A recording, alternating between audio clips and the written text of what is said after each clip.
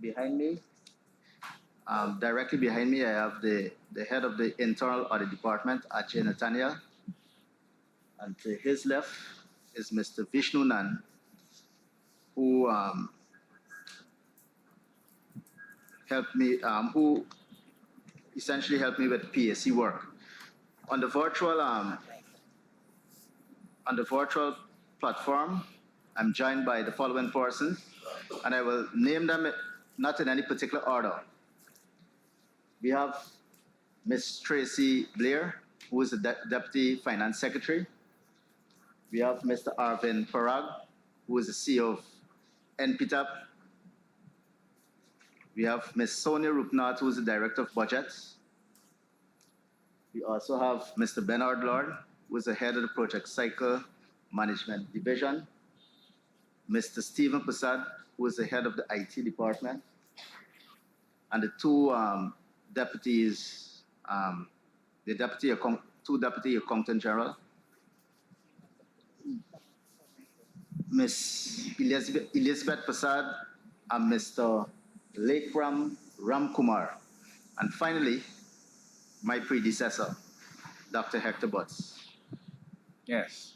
Sorry, I think I missed a very important person. Let me apologize, Chair. And that is Ms. Donna Yearwood, who is the head of the Debt Management Division. So that is my team, Chair, and we're here to assist with any clarification that PSC may wish from us. Thank you, FS. I want to use the chairman's prerogative to remind you of the Legislative Evidence Body Act, as you being one of our senior advisors, you and Ms. Chatbot. We trust your judgment and your guidance, so definitely I won't put that before you.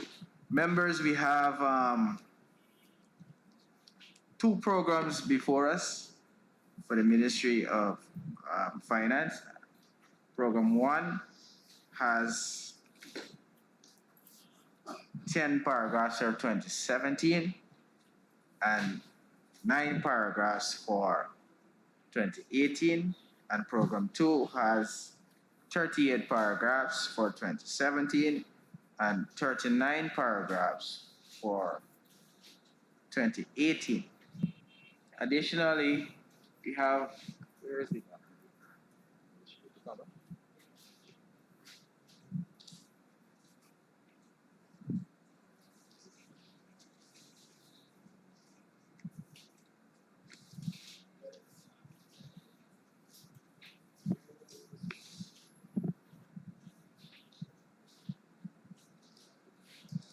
We have the other documentations for the Ministry of Finance, which was also circulated. I think we will take the opportunity to finish with this agency. This has how much paragraphs, FS? 39?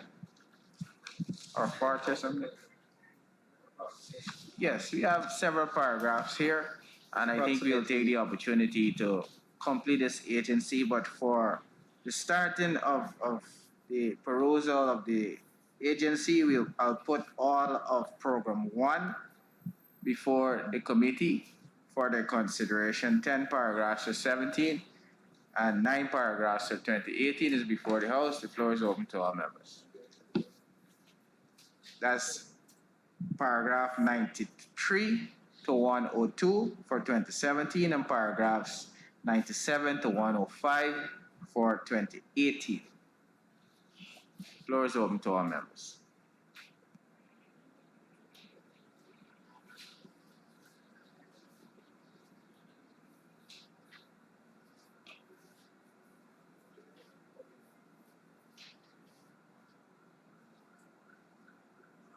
Mr. Chairman, just a question for formatting. In the 2017 report submitted by FS Joseph, the paragraphs match with the audit report.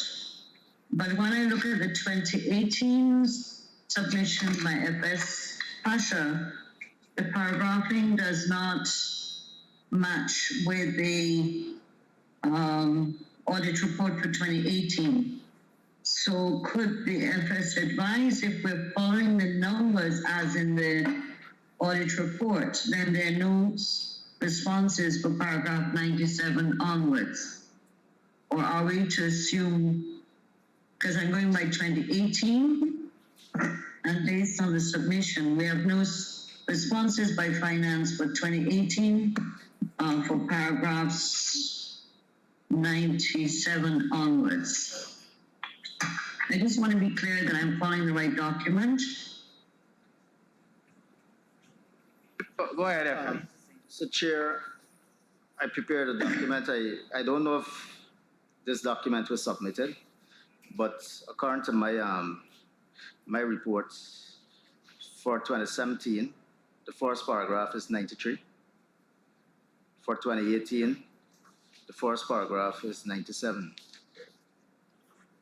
And the responses were Right. sent to your office too, Madam Tashira. And the last paragraphs correspond with those that you mentioned, Chair. So what I did essentially, Chair, was to take the audit report. I took the audit report and I responded to the paragraphs that had had queries or which had queries with outstanding issues. Yes. And the responses that the honorable member is referring to, they were sent to your office, Madam Chair. I don't know if you're in receipt of it, but it was sent. Because all of the members here have it. Mr. Chairman, I don't know if you're hearing me, but I am not blind. I have in front of me all the documents sent by the Public Accounts Committee. January 16, 2019, signed by Mr. Joseph. The paragraphs are there. Then we go to 2022, March the 2nd, signed by Mr. Pasha, FS. The paragraph starts at 11 to 12, and it ends at 91. So if Mr. Pasha is saying that there's nothing to respond in terms of the audit office, paragraphs 97 onwards, there's another document sent in July 10th, 2021, which has paragraphs, which also, some of them are 92 and onwards. And these are signed by, this is signed by Ms. Dawn Hastings and Mr. Persico. Sorry, that's a cabinet decision. Sorry, just give me 1 second. Yeah, this is a document that is signed by Pasha, July 10th, 2021. So I am seeing paragraphs. I'm not saying that there are none, but I'm just saying I didn't see any for 93 and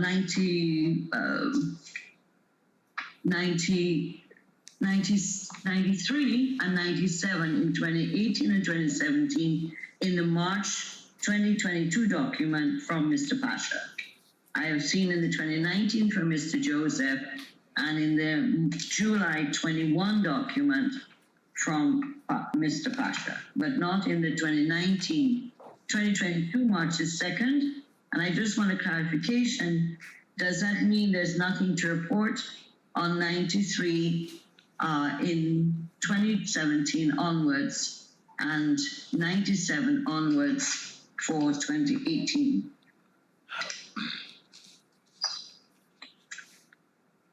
No, we didn't change anything that was submitted before, but I'm open to answer any questions regarding any paragraph, because what I recognize from attending PAC is that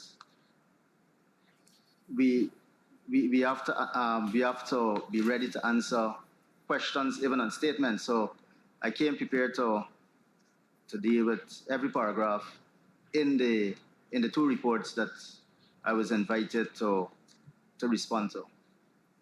Yes. So, Madam Tashira, I understand your query, but as the FS is saying, he is prepared to answer any query that you may have. So the floor is open for you to ask him or his team any questions that you may wish. Mr. Chairman, just to add to that, the documents that I have is similar to the ones that Member Teixeira would have alluded to. Yeah, not easy to follow.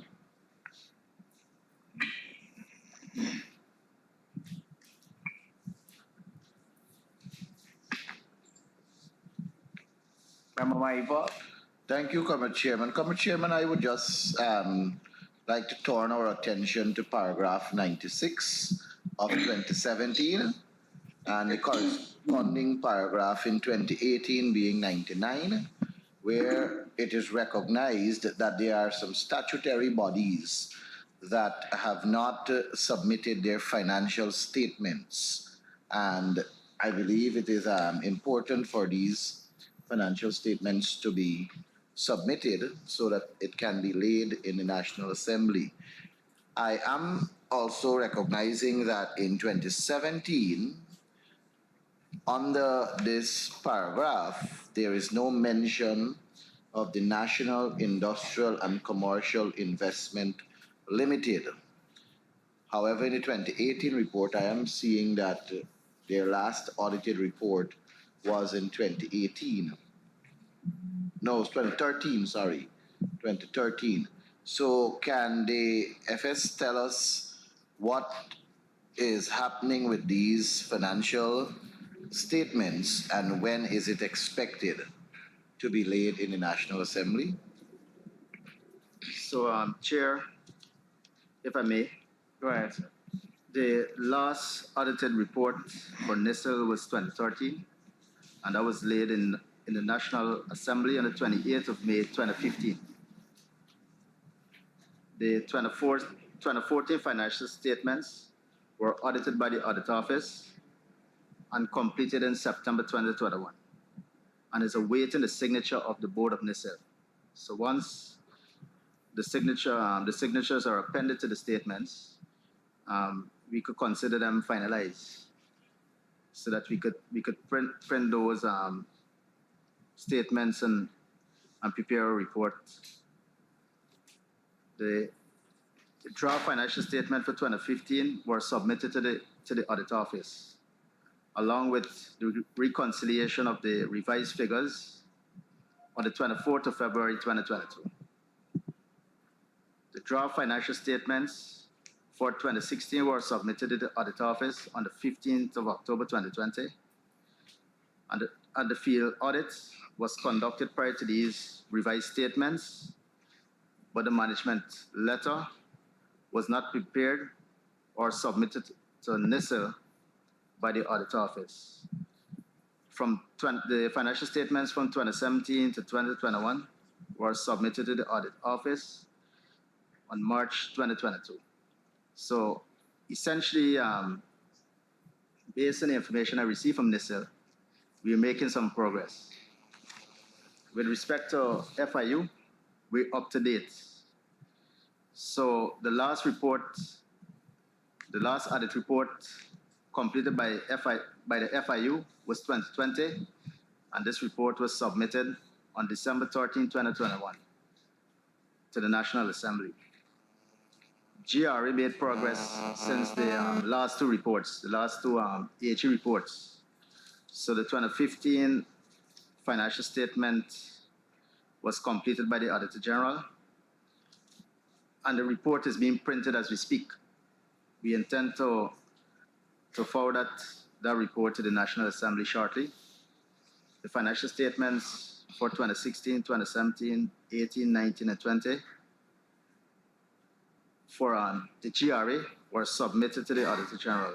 And those statements are being audited as we speak. For the Bureau of Statistics, the last statement that was the last audit report for that agency was 2010.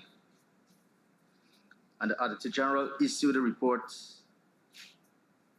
on the 2011 financial statement on the 13th of December 2021 for that agency.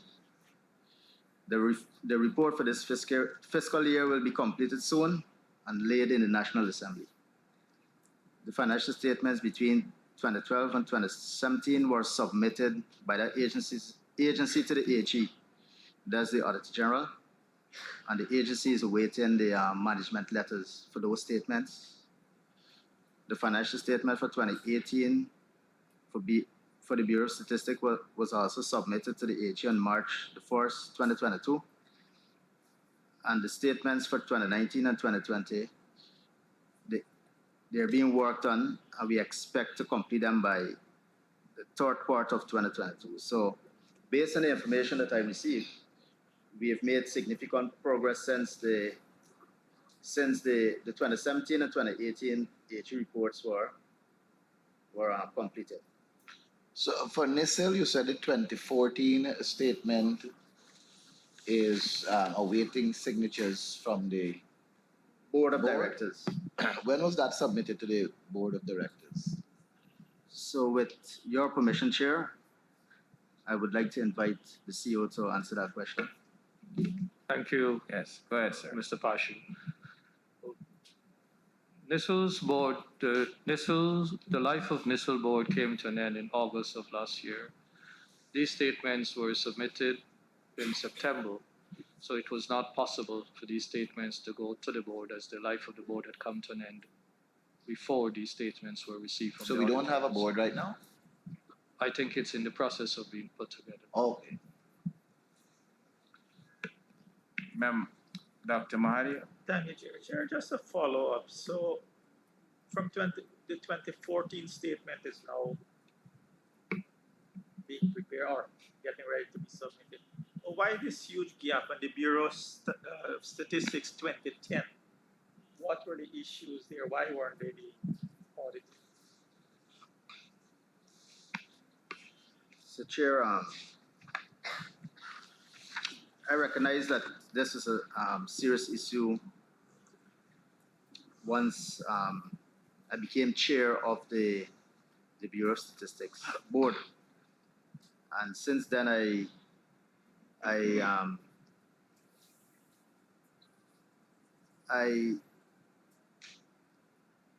was able to correct that problem to some extent.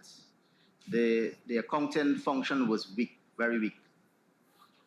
They had issues in terms of putting the data together to prepare the financial statements, and they were doing most of the work manually.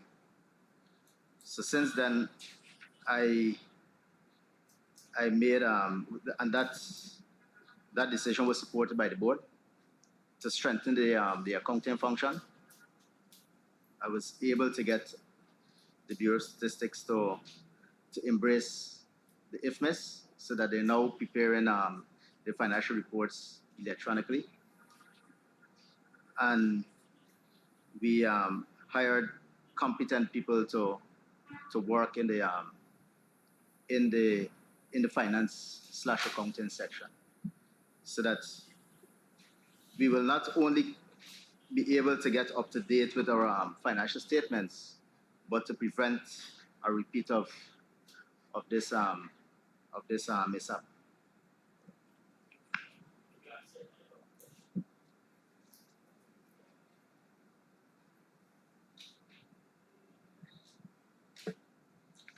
Embassy Raj?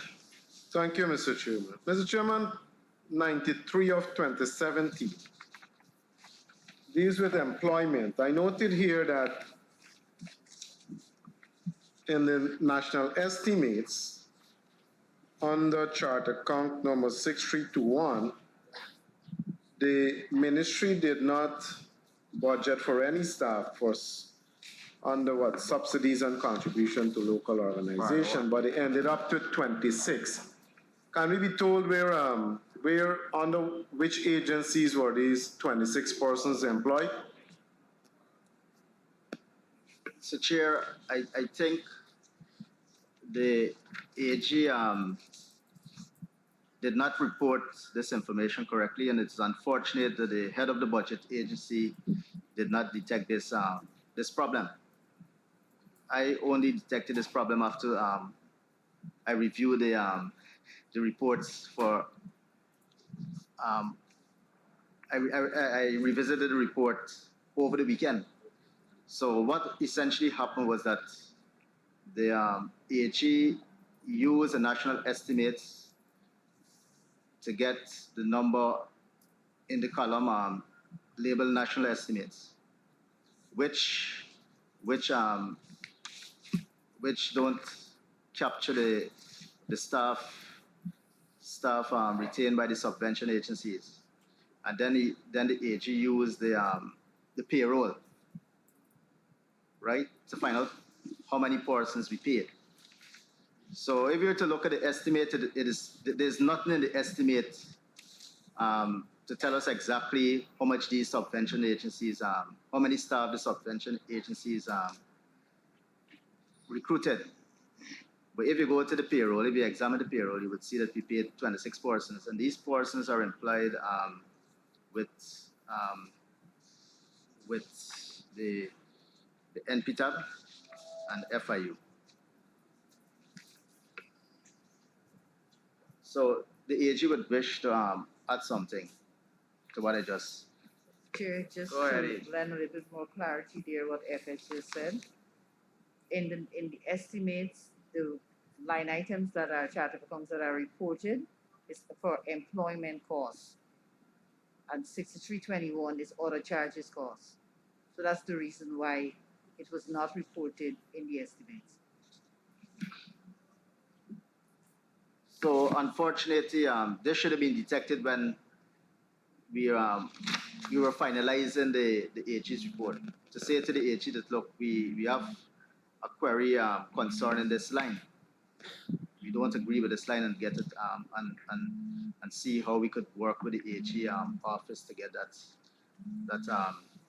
that corrected. I only discovered this line over the weekend.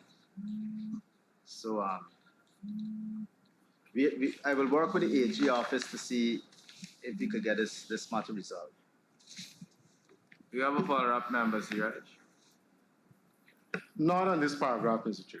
Member Maipoya? So I'm going back to 99 of 2018.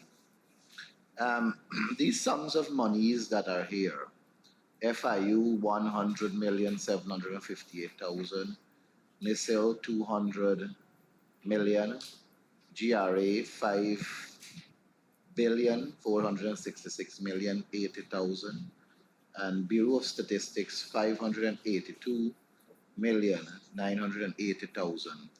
When you say current amount, these are the monies that are under, or for this year, these are the monies that were under their remit that were supposed to be audited, or these are the amounts that were spent during that year? What really are these numbers?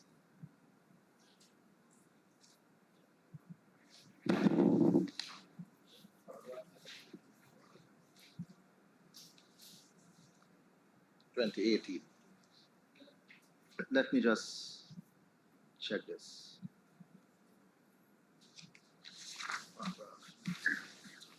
Look at the same page. Right.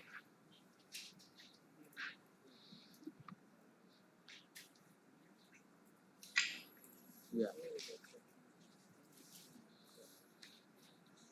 So that represent the numbers in that column represent the amount that were allocated. Oh, from For the year. the estimates Yes. of 2018. 2018, yes. That's correct. Okay, so these are the figures that are expected to be audited for the year 2018. That's correct, member. Thank you. So I want to, if I can turn to paragraph 97.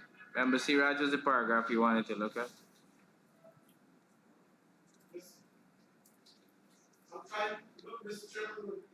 Go ahead, member So- Maipoya. No, this is what, 2018, yes. 97 of 2017 to 102 and 100 to 105 of 2018. Those are the corresponding paragraphs. And we are guided here that the last set of audited accounts was for the year 2013. The audit for the year 2014 was completed in November of 2016, and the audit office is awaiting the signed financial statements for 2014 from the Guyana Lotteries Commission, and the sum of 500 million was budgeted to be collected from lottery receipts, while amounts totaling 334 million was paid into the consolidated fund. And corresponding to that in 2018 was a similar statement, and it further said that the sum of 300 million was budgeted to be collected from the lottery receipts, while amounts totaling 326 million was paid into the consol fund. But the issue here, sir, has to do with the appointment of a commissioner. And can the finance secretary update us on the appointment of the lottery commission? Through the chair, the commission is yet to be appointed, but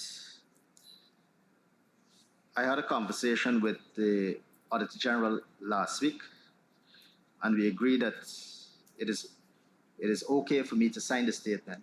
That is the 2014 statement to finalize that report.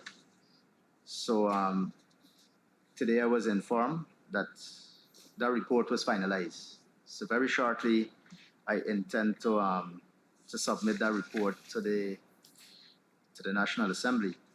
With respect to the reports or financial statements from 2015 to 2020, I was advised by the Auditor General that those statements are being audited as we speak. And if there was any, if I made any misstatement, I'd be happy to be corrected by the AG.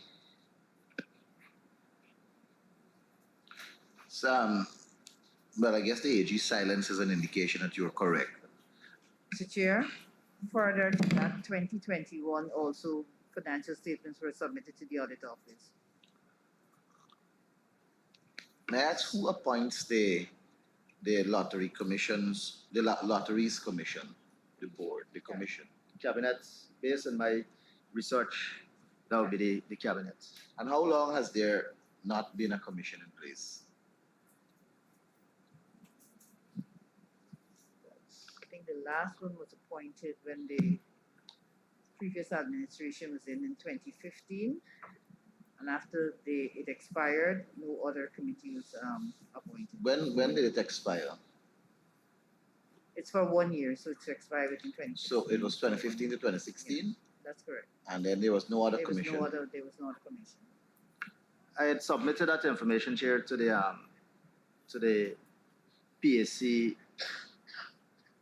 last year when I was requested to submit supplementary information. Okay. Mr. Chair, I'd like to make a correction. Could Ms. Prasad answer when was the last committee appointed?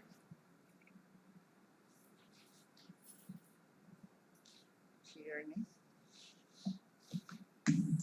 Ms. Good Prasad? afternoon, through the chair.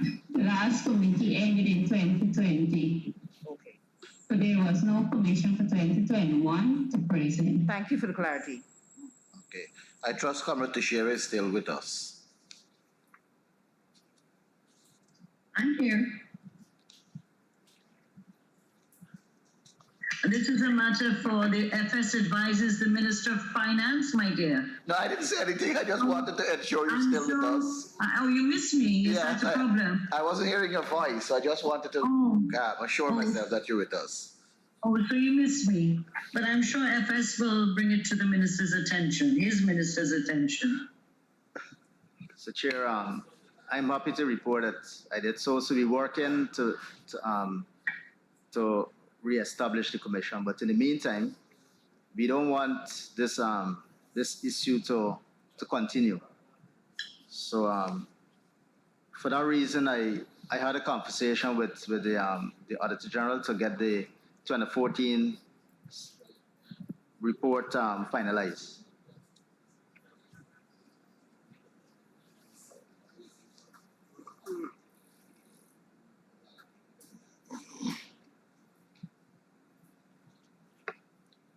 Do we have any? Mr. Chairman, I know Ms. Member Mike Wallace relative to these financial statement, but I wasn't clear on the answer. In particular, I want to look at the GRA because in 2017, it's reported here that in 2006 was the last report laid in the National Assembly, and in 2018 it states 2006. I didn't really capture the response by the AFS, but what are the difficulties that GRA is encountering to prevent them from getting their financial statements of the date and laid in the National Assembly?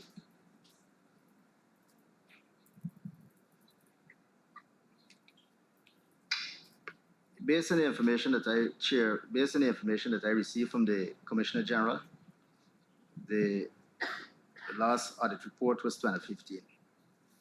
That's what he told me. And I'm not too sure why they're having those difficulties putting together the financial statements. I asked Mr. Chairman because here, Chair, right? Because at GR we have probably the highest concentration of qualified, certified, whatever you want to use, certified accountants. So I don't understand why they're not up to date. But as a FS and a member of the board, I indicated to them, I signaled to them that they have to work on finalizing these statements. Right, because there haven't been any movement really from 2017 to 2018. You could probably hold back a couple billion and see that if that will give them some incentives to lay these reports in the National Assembly. I won't want to use that approach given the importance of GRA, and any disruption to GRA would threaten our revenue earning ability. And I think based on where we're going as a country, we want to ensure that we have sufficient funds always available. So given where we're going, maybe you're aware of the budget, right? And some of the plans and programs, right? We need as much revenue as possible. So I won't want to use that approach. I would want to use a soft approach which involve encouraging the GRA to get their audit reports up to date. I think that that will work for everyone. Chair, with your permission, I hear the FS, and perhaps he's seeing us going somewhere, but I really don't know where we're going. But I want to ask, sir, what measure do you think, considering what you have said, GRA being a revenue stream that is necessary for us to, handle it differently, if I may use that word. What efforts do you think is necessary to ensure that they are compliant in submitting? I've utilized moral suasion. I think we're dealing with educated persons and persons who don't shy away from their responsibilities, right? So I'm not at all worried that we'll have difficulties getting these statements finalized and the reports updated. So if that strategy failed, then I will adopt another strategy. But for now, I want to use moral suasion, and so far, I think we're making some progress, albeit slow. Well, it's definitely very slow, Mr. Chairman. I haven't recognized you. I recognize Madam Tashir. She had her hand up for some time. Thank you, Mr. Chair. I don't know if we can move on to 109 to 110 sorry, 113 and 112 in 2018, it talks about a shortfall of 1.654 billion was noted regards to collection of revenue from external grants. Could there be some explanation why there was a shortfall? That wasn't put, but I'll put it now. So members for program 2, I put paragraphs 103 to 123, and for 2018, 106 to 126 for our consideration. Go ahead, Madam Chair. Oh, thank you. Sorry, I didn't mean to jump you. Now I'm asking about 1112 and 1113. The shortfall of 1.654 billion was noted in regards to collection of revenue from external, I think it means external grants, not eternal grants, in the briefing notes. Could there be, what is the explanation for this shortfall? It's a lot of money that we lost out on as a country, and I couldn't find the answer in some of the documents that have been shared with us. So I was just trying to find out why.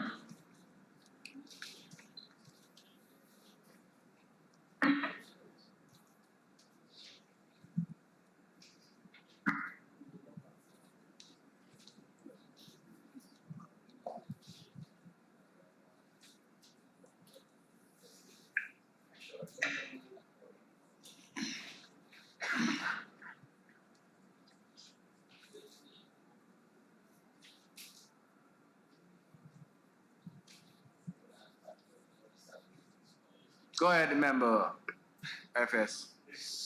So, Chair, based on my review of the AG report, right? The explanation for the 2018 report, if we're talking about paragraph 113, right? 113. 113, and that is from the 2018 report. Yes. So our response capture the reason for the shortfall, and what it is saying is that we had a delay in procuring a consultant to undertake scoping for infrastructural improvement required in targeted protected areas for the grant from Germany. This is from the AG's report, our response, right? And then there was a UNDP grant, which we had difficulties accessing because of information that we could not garner from the UN partners and SDGs. And then it went on to our response to this paragraph went on to state that we had difficulties understanding the policies and procedures for the Islamic Development Bank. But if there's anything that I missed, Chair, I would like Mr. Bernard Lord, who monitor capital spending for the Ministry of Finance, to add anything if everything that I miss out, any vital information. Mr. Lord, do you wish to make a contribution?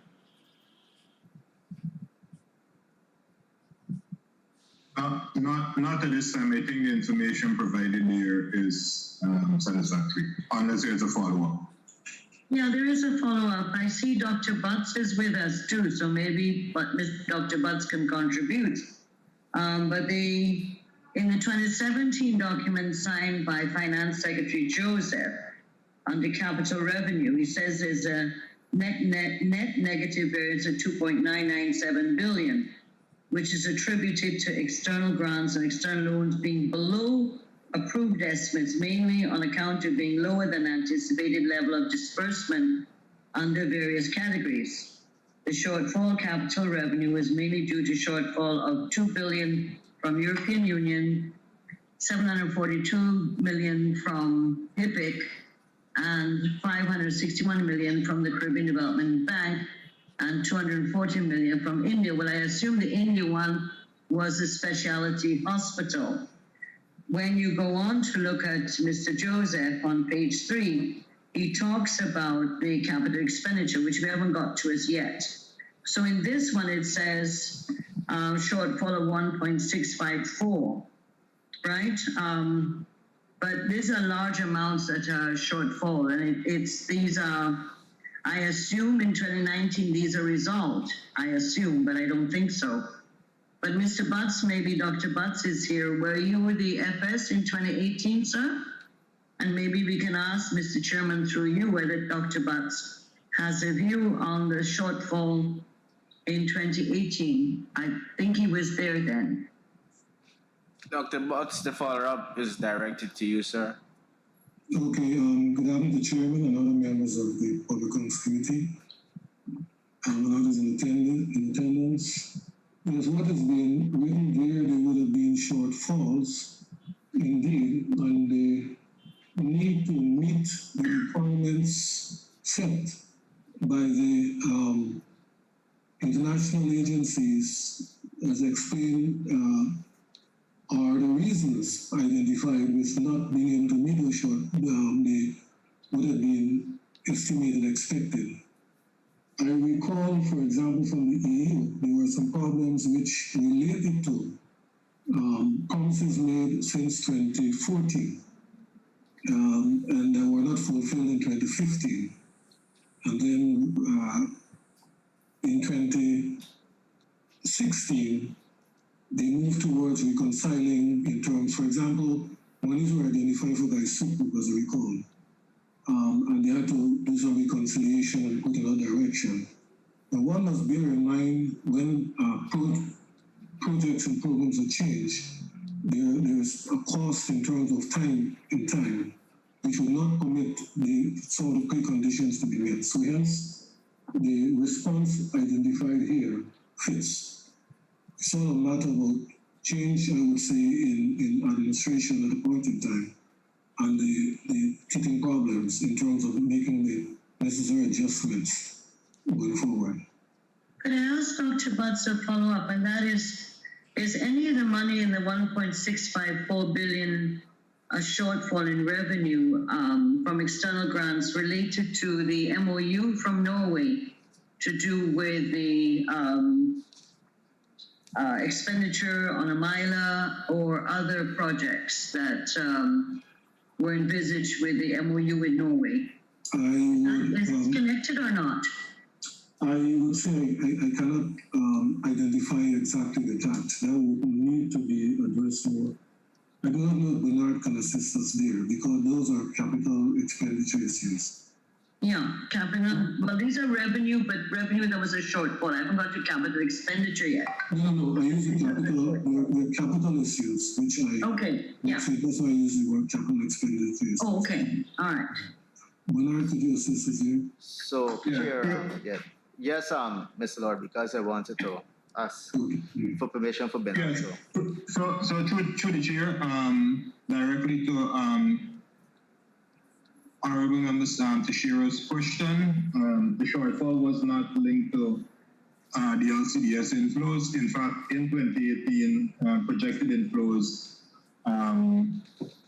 was $1.3 billion, and we had a supplementary in that year. We expended about $1.8 billion in 2018. Well, is that therefore that the audit office is wrong? No, so there were in 2018? No. So there were a number of other shortfall under different programs. For example, under the UNDP program, we allocate about $200 million. Those inflows didn't materialize. I think the report also mentions the Mexico support in terms of the Institute of Creative Arts. That didn't materialize. And there were a large amount, about $700 million, directly related to the CDB portfolio that did not materialize. So there were a number of projects that contributed to this overall shortfall on the grants. Okay. But it wasn't directly attributed to the LCDS and Norway support. Yeah, thank you.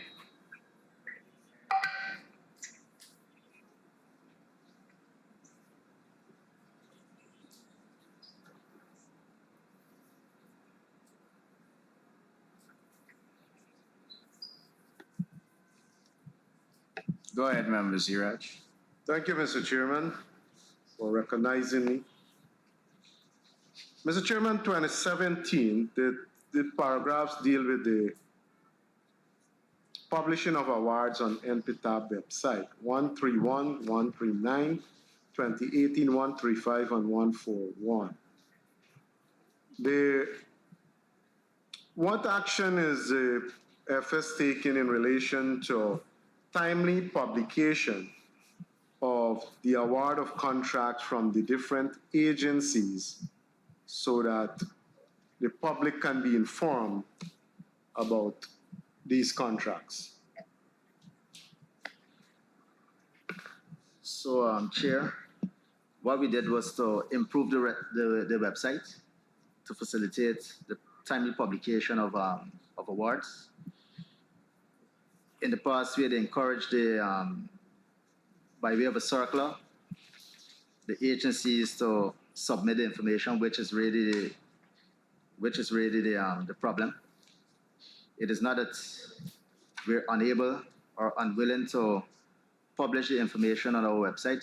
It is just that the agencies, for whatever reason, are not submitting the information to NPTAB for us to make available for public consumption. So, apart from overhauling the website, we intend to reissue the circular, make it stronger, to provide some incentive for the agencies to submit the information. In essence, what the agencies are doing is ignoring the law, which requires that we publish the information, right? In addition, we intend to set up a monitoring unit at NPTAB, and this unit will be responsible for policing this particular activity. So they will be constantly tracking down the agencies to ensure that they submit the information, and that once we receive the information, we make it available to the public. So those are some of the things that we did. And if I miss anything, Chair, I would like the CEO for NPTAB to fill those gaps. So, Mr. Parag, with your permission, Chair, Proceed. you could add anything if you recognize that I left out any vital information. Good afternoon, Chair. Good afternoon, members.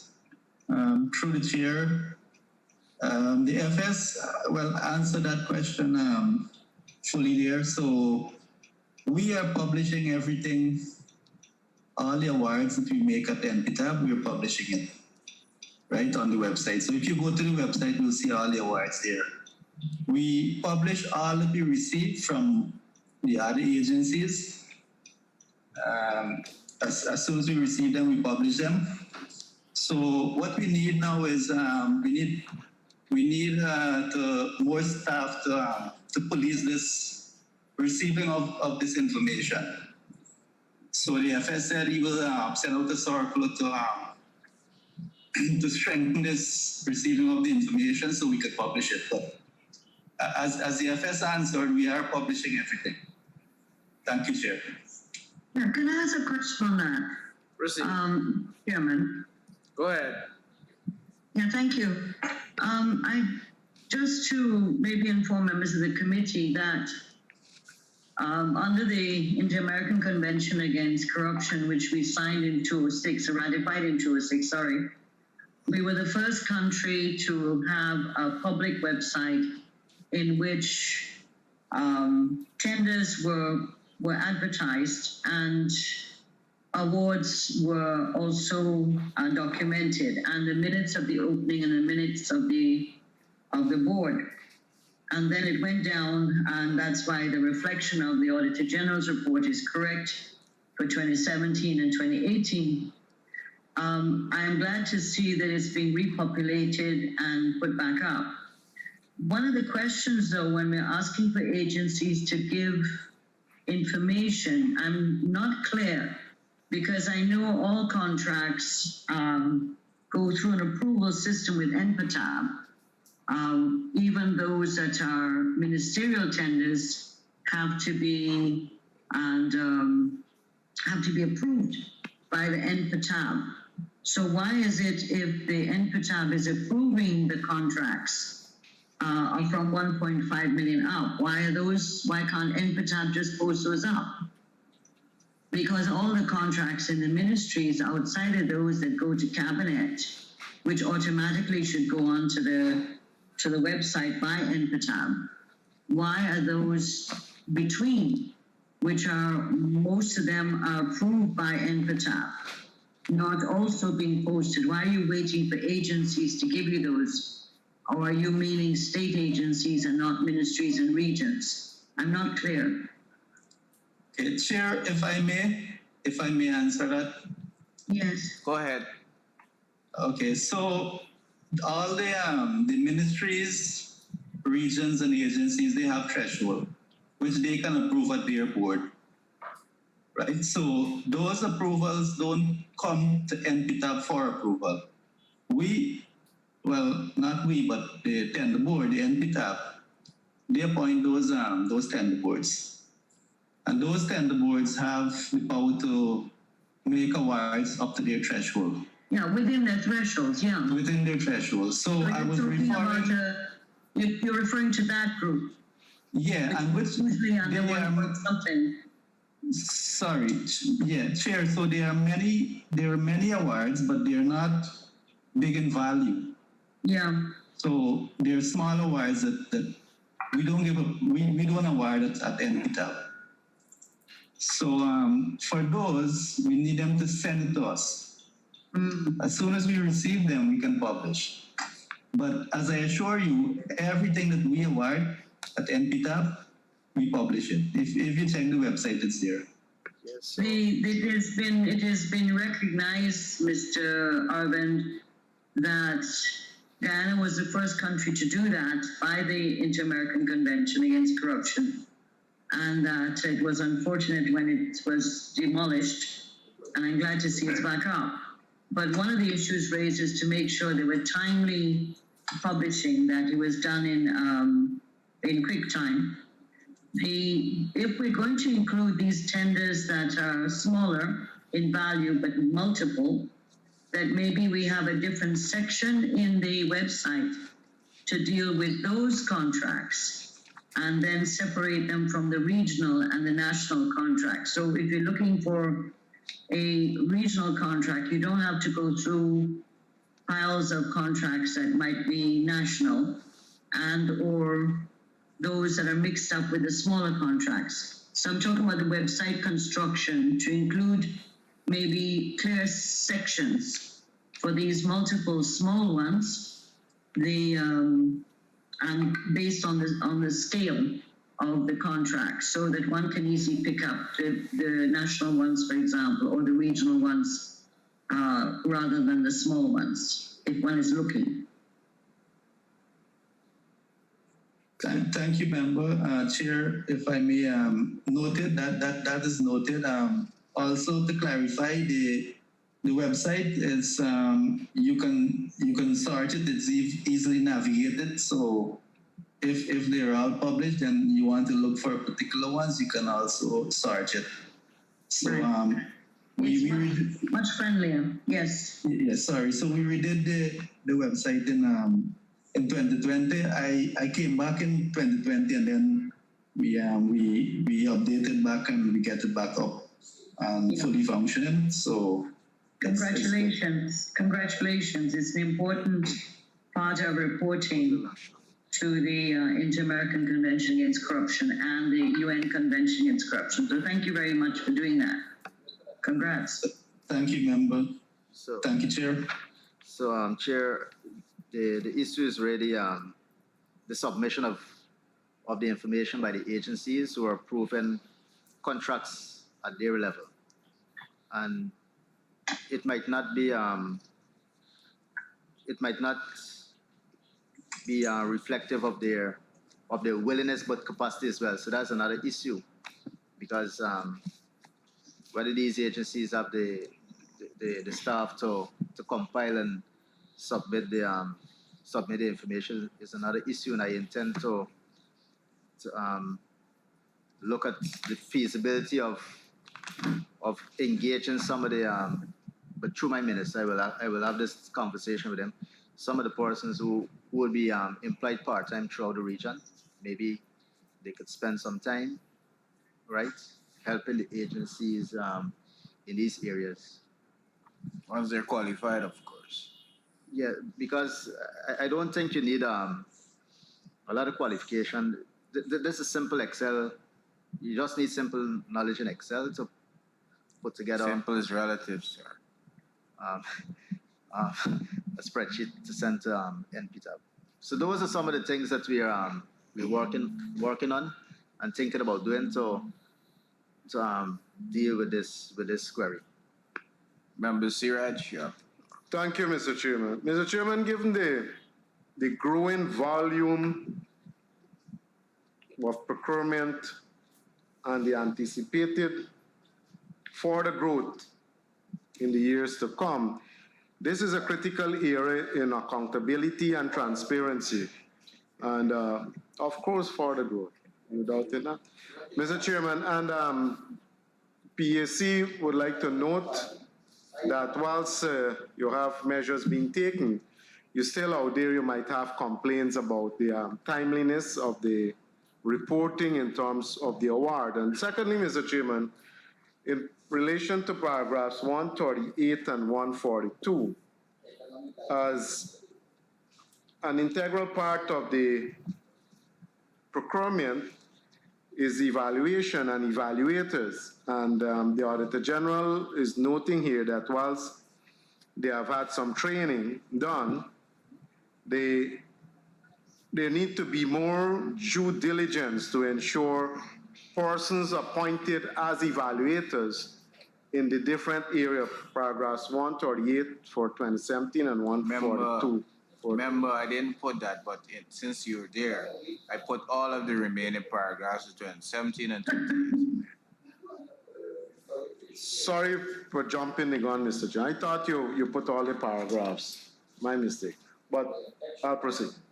Right, so the Auditor General is noting that there seems to be a lack of oversight in terms of ensuring that the duly qualified evaluators for the different areas of procurement, that is done to ensure that you get the best report after evaluation would have been done. What measures, I don't know whether the FS would have responded because my documents are in the same state like Madam Tishira. I don't know whether the FS would have captured that in his report, but for the purpose of our meeting, Mr. Chairman, I'd like him to address that issue. Thank you, Chair. So what we're doing currently is collecting information from the entities, the procuring entities, on the qualification and experience of evaluators, so that we could match a particular evaluation with the training and experience of the evaluators.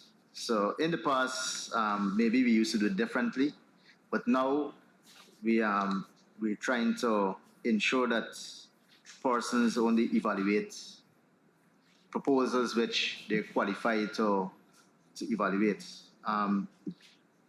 During the first quarter of this year, we also benefited from some training conducted by the IDB, and the training was intended to boost the capacity of the evaluators.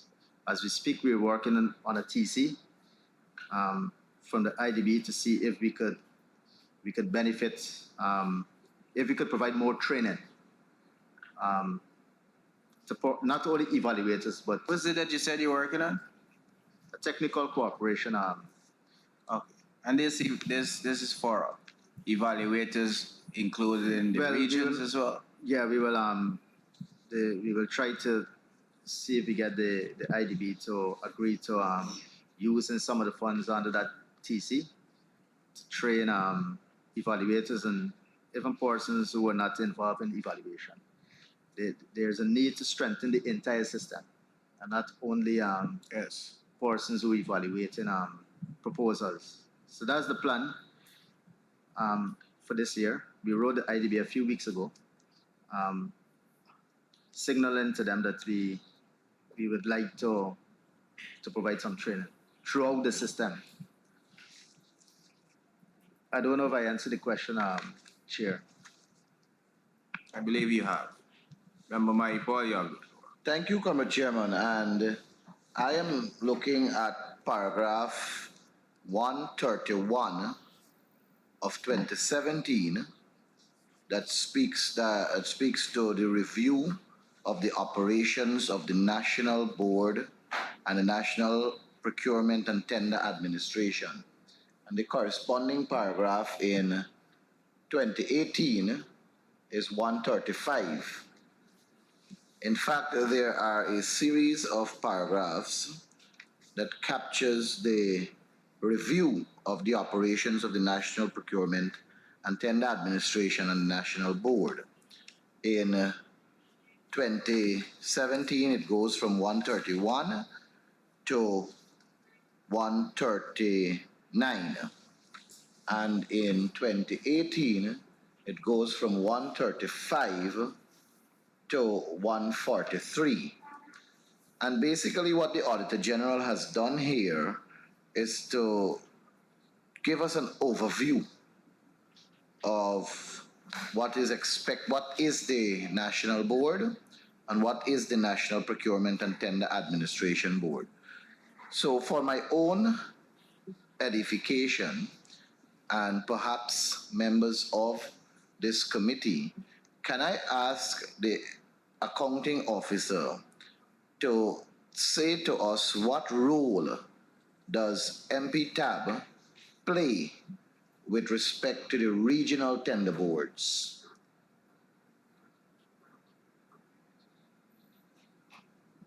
So, Chair,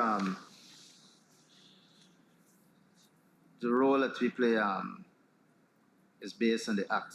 So we ensure that the boards are properly constituted. We appoint the boards, and we ensure that the board perform the functions that they're expected to perform.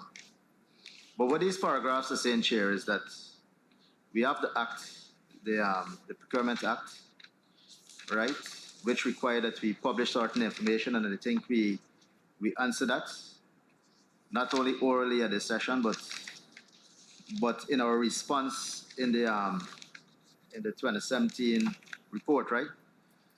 So the issue, the big issue here highlighted in the paragraphs for 2017 really is really related to the publication of contracts awarded, right? So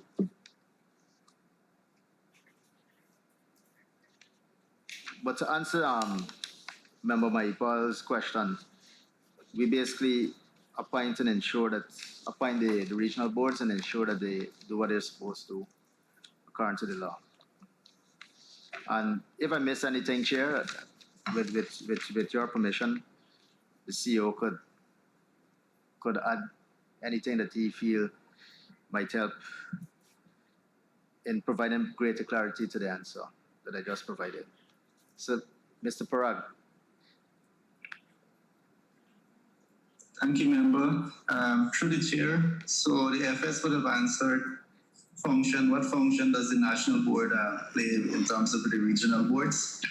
So in Section 19 of the Procurement Act, Chapter 7305, Laws of Guyana, it's in 19.1, the National Board will create, right, within each administration, which is the 10 regional boards. So the National Board will appoint 3 members, which the board did. For each one of the regions, there's the 5 members of the boards. 3 are appointed by the National Board, right? 2 from the region. And one of those members would be appointed as a chairperson. The other role that MPTAB plays is they would share the pool of evaluators with these regional boards that they can choose from this national pool of evaluators. And again, it's not restricted to people from the region. They can choose people with the necessary qualification or specialty or experience in it from this national pool. So it's specified in section 19 and 20, the role that the national board plays. I don't know if I've answered everything completely or you need any clarification, Chair. Do you have a follow-up, member? Yes, sir. Go ahead. With reference to the composition of the regional tender boards, yes, we are guided by the Procurement Act of 2003, and indeed in section 19 of so 19.2, it says that each regional board shall consist of 5 members as follows: 3 members appointed by the national board and 2 members appointed by the regional administration from among persons with qualifications not dissimilar to those required for appointments to the national board.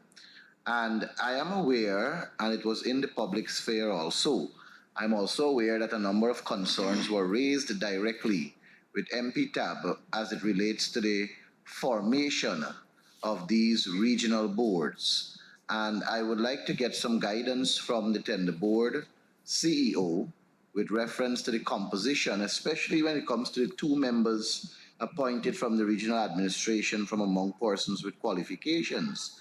I know that there are regions that have complained that their elected officials, the Regional Democratic Council, they would normally nominate the 2 persons from the region and submit the names through their clerk of council to MPTAB for ratification and verification. It is my expectation that before these members are appointed, there is some documentation to verify that they were chosen by the respective regions for appointment. Can the CEO guide us through you, Chair, and perhaps through the FS? What was this followed? Were there documentation to appoint the 2 members to show that they were selected by their respective regional democratic councils? Were there proof that these are the persons whom the region wishes to represent them at the level of the Regional Procurement and Tender Administration Board? So, thank you, Chair. I was informed that we following the law to the T in terms of appointing the members in the regional boards. But to answer your question specifically, since I'm not intimately involved in those activities, I would like with the permission of the chair, for the CEO to help me with a complete answer. So, Mr. Parag. Thank you. Through the chair, so if I may answer the member's question directly, through the chair, the process used is that the REO sent us a letter with a number of names that they are recommending, and then we choose 2, being 2 from the regional administration. That's outside of the 3 that the NPTAB would decide on. So that is the method used at the moment. If there is any recommendation that the honorable member have that we can use to make this process better, I will take that recommendation. But thank you very much, CEO. But that method is in conflict with the Procurement Act. And the FS was bold enough to start off by saying that they follow the law To the T. To the T. I was trying to remember where T comes in. And my contention has to do with the methodology that is used, Mr. CEO. For example, the practice has been for the regional democratic councils to name their 2 members, which is in keeping with the Procurement Act 19.2b. And it was done in regions 1, 2, 3, 5, 6, 9, and 9. Those regions, it was done, and there documented evidence to show that it was done through the minutes of the RDC statutory meetings, where the members of the council would make their nominations, and the clerk of council, who wears the cap as REO also, would take it up, would do his work in the form as the secretary to the council to submit the names as recommended by the RDC. However, that practice was not used in regions 4, 7, and 10. I will like to ask you if there is any way from your part or from MPTAB for a review of this methodology so that the correct practice can be utilized for the appointment of these members to the Regional Tender Board. I'm submitting to you that it was not done, and I'm saying it was not done in regions 4, 7, and 10, that there were unilateral decisions made by the respective REOs to submit names to which MPTAB acted upon and appointed, which is contrary to Section 19.2b of the Procurement Act. What can be done now to correct that so we do follow the law To the T. to the T? Thank you, member. Through the chair. So in section 19.2b says 2 members appointed by the regional administration.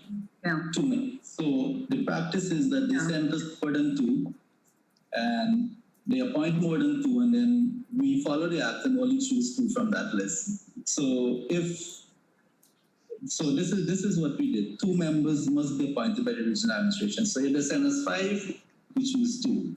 Now, honorable member, I take your recommendation. What we know for sure is that these regions need training in terms of the Procurement Act and procedures that they must follow. So we will plan training for this year, which the regions you stated 7, 10, and 4. We will include them to follow the right procedures that they must. And again, I'll take that recommendation where they need to only appoint 2 members, and it must be done through a process through their respective boards. So thank you. I will take that recommendation. No, I'm happy that you will take the recommendation, but it is an issue that is before us right now where I'm pointing out that there is a breach to the Procurement Act of 2003. Mr. Chairman, can I come in? And there is a breach. When he's finished, please. And there is a breach to the appointment of the members to the Regional Tender Board right now. And I'm asking what corrective measure will be put in place to correct it now.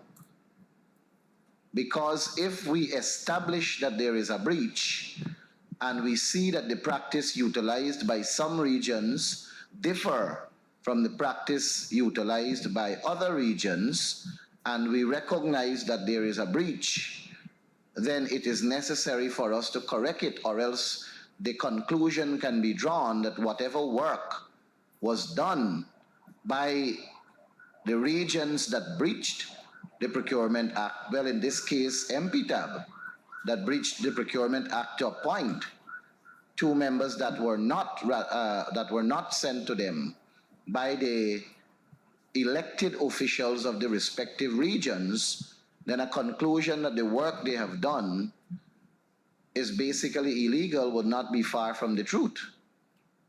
So I'm asking, sir, what can be done now to correct the appointment of members to the procurement board at the regional level in regions 7, 4, and 10? Because mind you, I'm accepting that the correct procedure, I'm accepting that the correct rule and regulation were followed for regions 1, 2, 3, 5, 6, 8, 9, and 9. I'm accepting that it was followed there. The law was followed to the letter T. But I'm saying that it was not for 4, 7, and 10, and I'm asking what can be done to correct it now. Thank you, Member. Chair, if I may, so if you go back to section 19.2b, it says 2 members appointed by the regional administration. So the letter we received is from the RE, which is the administration, and they appointed a number of people, which we choose 2 because it's 2 from the administration. So we didn't know of a breach. However, I can follow the honorable member guidance, and the measure we will take to address this is that we will write all the regions and we'll tell them, you need to appoint, who are the 2 appoint for your regional board, right? So we'll send out a memo to the regions, and we will also ask for that information because we need to update evaluators and so thank you, Chair. That's how we will address it. Is there a time frame that we're looking at to correct this? Mr. Chairman, Mr. I'm waiting Chairman, to follow. speak on this issue. You will. Is there a time frame we're looking to correct this? Thank you, Chair. So we will send this memo out. We'll draft a memo and send it out in a new week. Hopefully we could get a response for this in the following week, and we can issue the new appointments. Thank you. I'll give the floor followed by Madam Tisha. Yeah, Chair, I need to establish, first of all, if there was indeed a breach. I need to establish that because as I indicated earlier, when I reached out to NPTAB, I was told that because I anticipated this question, I actually anticipated, so my prediction came true. So I asked NPTAB, right? I asked NPTAB. I even went through the act.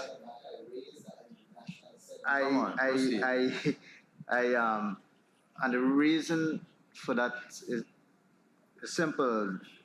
The regional boards are under a lot of scrutiny, right? So I asked NPTAB, and I was told that we select, that is NPTAB, select 3, and we take 2 from a list that is submitted by the region. So I need to examine this thing for myself before I accept that we made an error, right? It is not a case where I don't trust my CEO, but I want to look at it, and I make a commitment today that now that my auditor is here with me, that we will take a look at this issue. What I would want to make sure in the end that we comply fully with the law, because I don't want to come to this PAC and be making statements that cannot be substantiated, right? So with your permission, Chair, let me just establish in a concrete way whether indeed we departed from the Procurement Act in the manner in the manner in which we appointed the regional board. Yes, I think that's the route we should yeah, so we don't take. want. Yeah, thank you so much. But Chair. definitely the CEO's notice should also be sent out. Madam Tashira, you have the floor. Well, first of all, I've been trying to speak for a while because there has been no breach of the Procurement Act. The Procurement Act of 2003 stated regional administration. In the drafting of the act and the debate in Parliament, it did not have Regional Democratic Council. If it said Regional Democratic Council, then Mr. Maipol is correct. However, it said regional administration. And this was a matter that was examined years ago to make sure by various attorney generals of whether it meant regional administration, meaning the administration, the region, the REO, and or the Regional Democratic Council. In the interpretation of the law by various attorney generals over the years was that this meant regional administration and not necessarily Regional Democratic Council.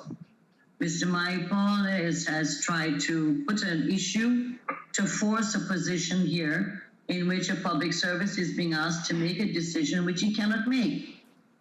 The FS is correct. He has to find whether it is true there's a breach or not. It cannot be on the say-so of Maipol. And the fact that this methodology has been going on for years, for almost 19 years of regional tender boards being appointed. And I recall in 2015, 2020, the same methodology was used. And so I find it rather interesting and convenient for Mr. Maipol to use this occasion to raise this issue. Mr. Maipol is quite competent to bring an amendment to the Procurement Act to the floor of the House if he wishes to amend it to make it specifically RDC. But it does not say RDC. The law says regional administration. And even in this government, the Attorney General was asked to examine this and he said no, regional administration did not mean RDC. RDC is the elected body of the region. It is not the administrative body of the region. And so I would ask Mr. Arvind and to hold until the FS seeks the advice of the Attorney General on this matter. But but Maipol, you're wrong. It is not a breach. And I ask you to go back the years and see how it has taken place, including in 2015, 2020, when you did not allow one member of the opposition to sit on any of the regional democratic, regional tender boards, not one. And so don't try to play politics in this PAC. We're dealing with the accounts of the public Ministry of Finance, and let's stick to that. Chair, with your permission, I beg to disagree with my friend, Yes, Honorable Teixeira, and I know I can. That's the democracy I enjoy in this House. And I want to say, sir. Yes. You couldn't do it in the before. Madam I am Teixeira, going to please let you allow know the that it was member done. to make his Because presentation. I served in the last administration, and I am aware that the two members that were selected or recommended to MP tab during the period 2015 to 2020 came from the regional democratic councils. I can tell you confidently, in region number 3, the names of the persons who were serving on the two names of the persons who were serving. By the regional REO, not by the RDC chairman. The names came from the RDC. The names came from the RDC. There was a statutory meeting where the names were elected at that statutory meeting as the nominees from the region, and that was sent to Procurement Commissioner MP tab. That is how come Lyndon Fowler was the name from Region 3, who was a PPP councillor, was sitting on the tender board between 2015 to 2020. And there are other PPP names that were sitting on the tender board of the regional tender boards across all the regions. So that assumption that was confidently articulated by you is was won by misguided. the PPP. And I want to say, sir, that I am not wrong if I am saying that there is a breach. Because even if we want to accept that I may have misinterpreted what regional administration means, I am putting to the FS that the manner in which the appointment was done for several regions differ from the manner in which it was done for 4, 7, and 10. So even if we want to say that 4, 7, and 10 did it correctly, whereby the REO, who's the regional administration head, submitted the names, I am saying to you that in the other regions, the names were submitted after the recommendation came from the RDC.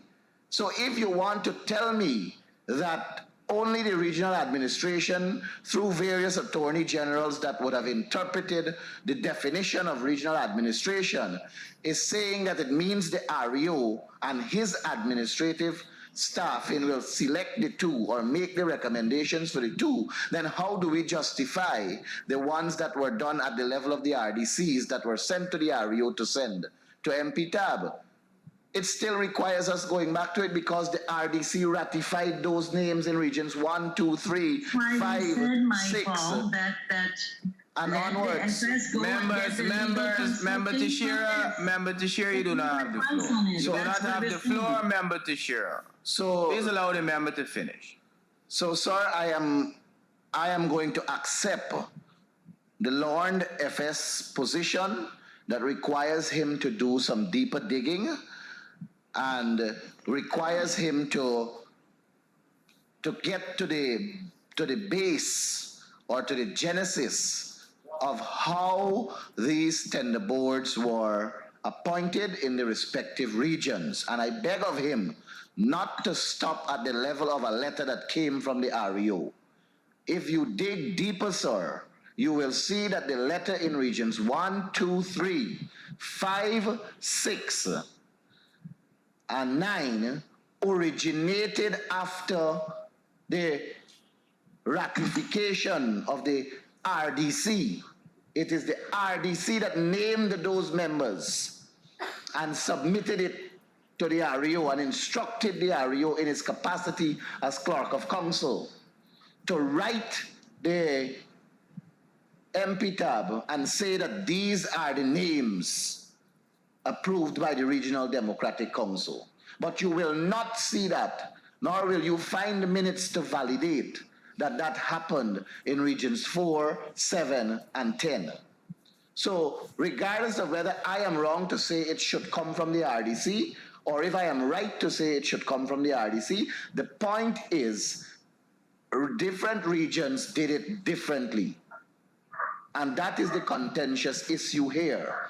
If it is the regional administration, the REO, then let it be applicable across the board to all 10 regions. Or if it is the RDC, let it be applicable across the board to all 10 regions. What is good for the goose must be good for the gander too. And that is the contentious issue here. With that said, member, the fact that it is indeed a contentious issue, the FS has indicated to the Public Accounts Committee he requires some time to do an in-depth investigation to come to a finality with regards to the accuracy of the information that both members claim to be right. So the FS, would 2 weeks be sufficient enough for you to undertake this investigation and report to the Public Accounts Committee on how the tender board for the respective regions were appointed?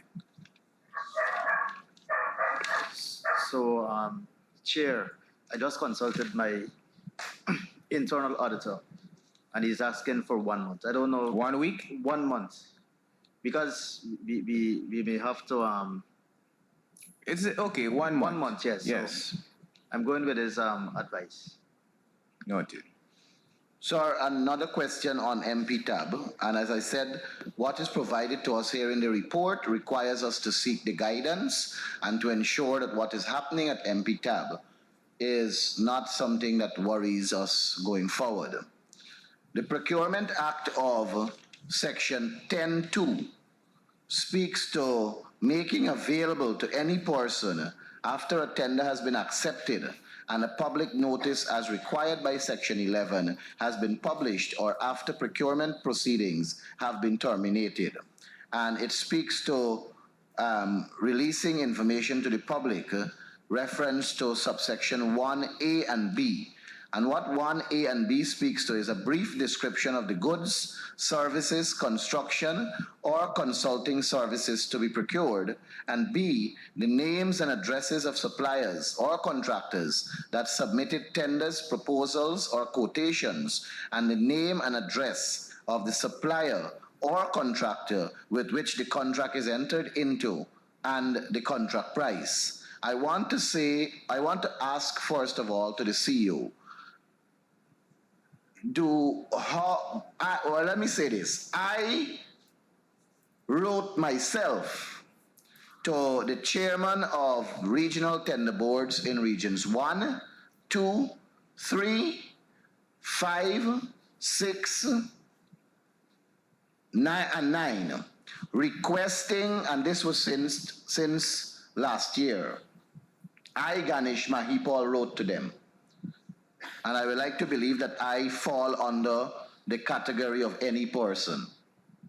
And I ask, in keeping with this section, in keeping with section 10.2 of the Procurement Act of 2003, if they can provide to me a brief description of the goods, services, construction, or consulting services to be procured, and B, the names and addresses of suppliers or contractors that submitted tenders, proposals, or quotations, and the name and address of the supplier or contractor with which the contract is entered into, and the contract price. And I ask specifically for a period that I was looking at, which was from August 5th of 2020 to December 31st of 2020. And the response I received came from Region 3, from Mr. Jagnarain Somwar, where he said to me that he has acknowledged receipt of my letter and he has forwarded the letter to MPTAB for guidance. Didn't you quote what the act said? Yes, I did. Now, I'm asking the CEO of MPTAB that, and MPTAB I know has overarching responsibilities to ensure that these regional tender boards function properly and effectively and in keeping with the Procurement Act. Is it not correct for these chairpersons to release that information upon a request? CEO? But before the CEO go, Chair, I believe that if we correct that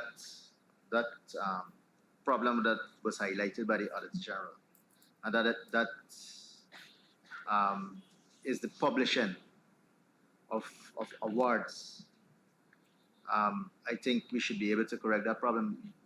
Persons should not have to write and ask for the information. That information should be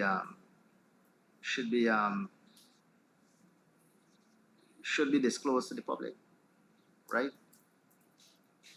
Via various means, including the publication on the website of the region, maybe the agency and NPTAB.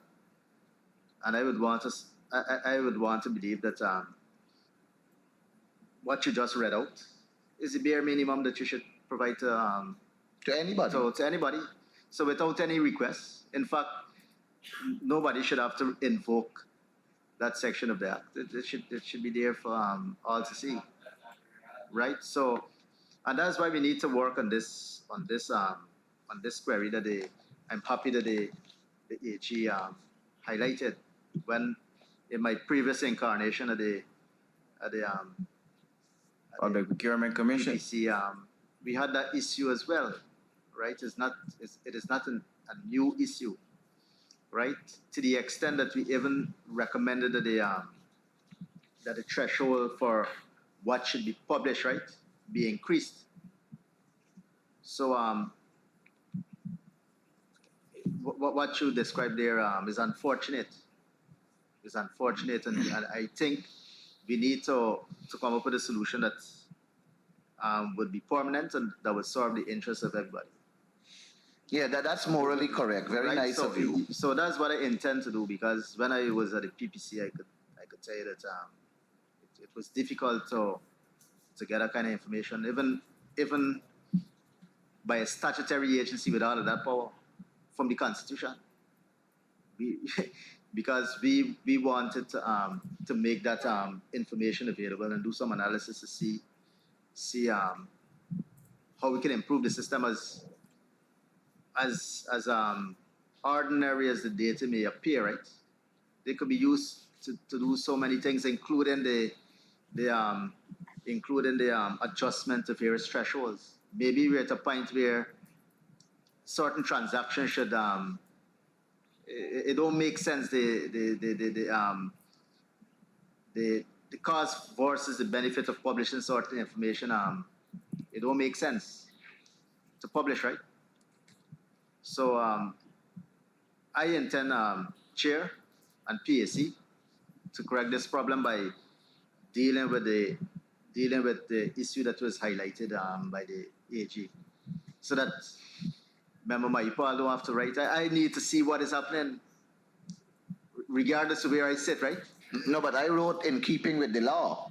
So I did not, even though I agree with you that the public should have access at minimum to those information, at the end of the day, it is catered for in the Procurement Act. And I requested it in keeping with the Procurement Act. It wasn't that I was going outside of my remit as a Guyanese. The sad reality is that it was not provided. And I don't know why, and I wouldn't want to assume that because they're trying to hide something. But I want to move to, and I hear you when you say that you will endeavor to seek to address it in a more comprehensive manner where it can become public knowledge for all. As you said earlier, Guyana is going places, and we want to ensure that we go correctly, and we want to go with transparency and accountability, and we want to go in keeping with what the budget focuses on, economic dynamism. But I want to turn my attention, sir, to the tender board minutes of the Regional Procurement and Tender Administration Board. It's paragraph 138 that speaks to the tender board, the National Procurement and Tender Administration Board. And sir, I want to ask, all right, let me correct myself, from 131 to 139 of 2017 and corresponding to 2018. The tender board minutes of the regional administration, and we have examined a number, in fact, we have examined all 10 regions of this country at this Public Accounts Committee, and a problem we have had is the manner in which minutes are written up. We have had the issue of the minutes reflecting what happened at the tender board and reasons why contracts were not awarded to the lowest and most responsive bidder. And we have provided guidance, yes, but it is, in my view, the supervisory authority again lies with MPTAB to ensure that this is done. But more than that, I know when I was in the system that after the minutes are confirmed, they are circulated because the minutes also show what section 10A and B speaks to. And they are circulated at least to the regional chairman or the regional vice chairman and also members of the tender board.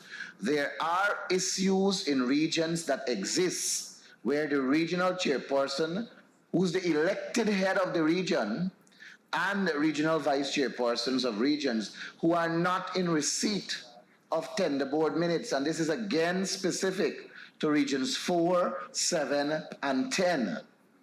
I want to ask, the engineers don't have to get the minutes. The minutes come from the tender board and it goes to the RDC for a purpose, to inform and guide the region as to the works that are going on and how they're going to execute it and a whole host of other things that are in the minutes. I want to ask if it is out of order for the regional chairman and regional vice chairman to not have copies of the tender board minutes. And why only is it specific to regions 4, 7, and 10.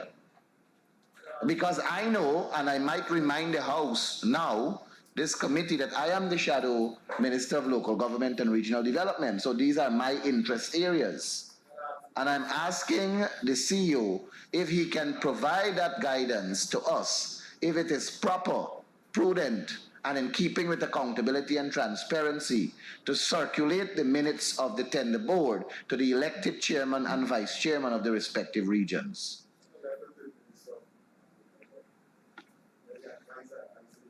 FS? I'm checking the law to see what it say about this particular issue, right? I'm not too sure whether any person is named in the act, any officer's name in the act, and maybe the silence on that issue is responsible for the variation in how we deal with the minutes. But I do take the point, right, that I take note of the point that this is something that should go to all the responsible officers, right?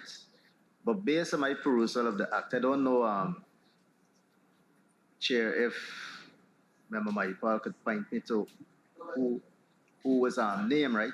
No, well, the act doesn't speak to names Or position. or position.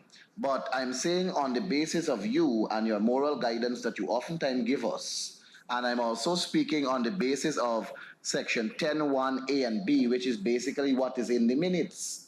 Yeah. What is in section 10(1)(a) and B? Those are the pieces that are related to the minutes. But I think there is a part of this act that speaks to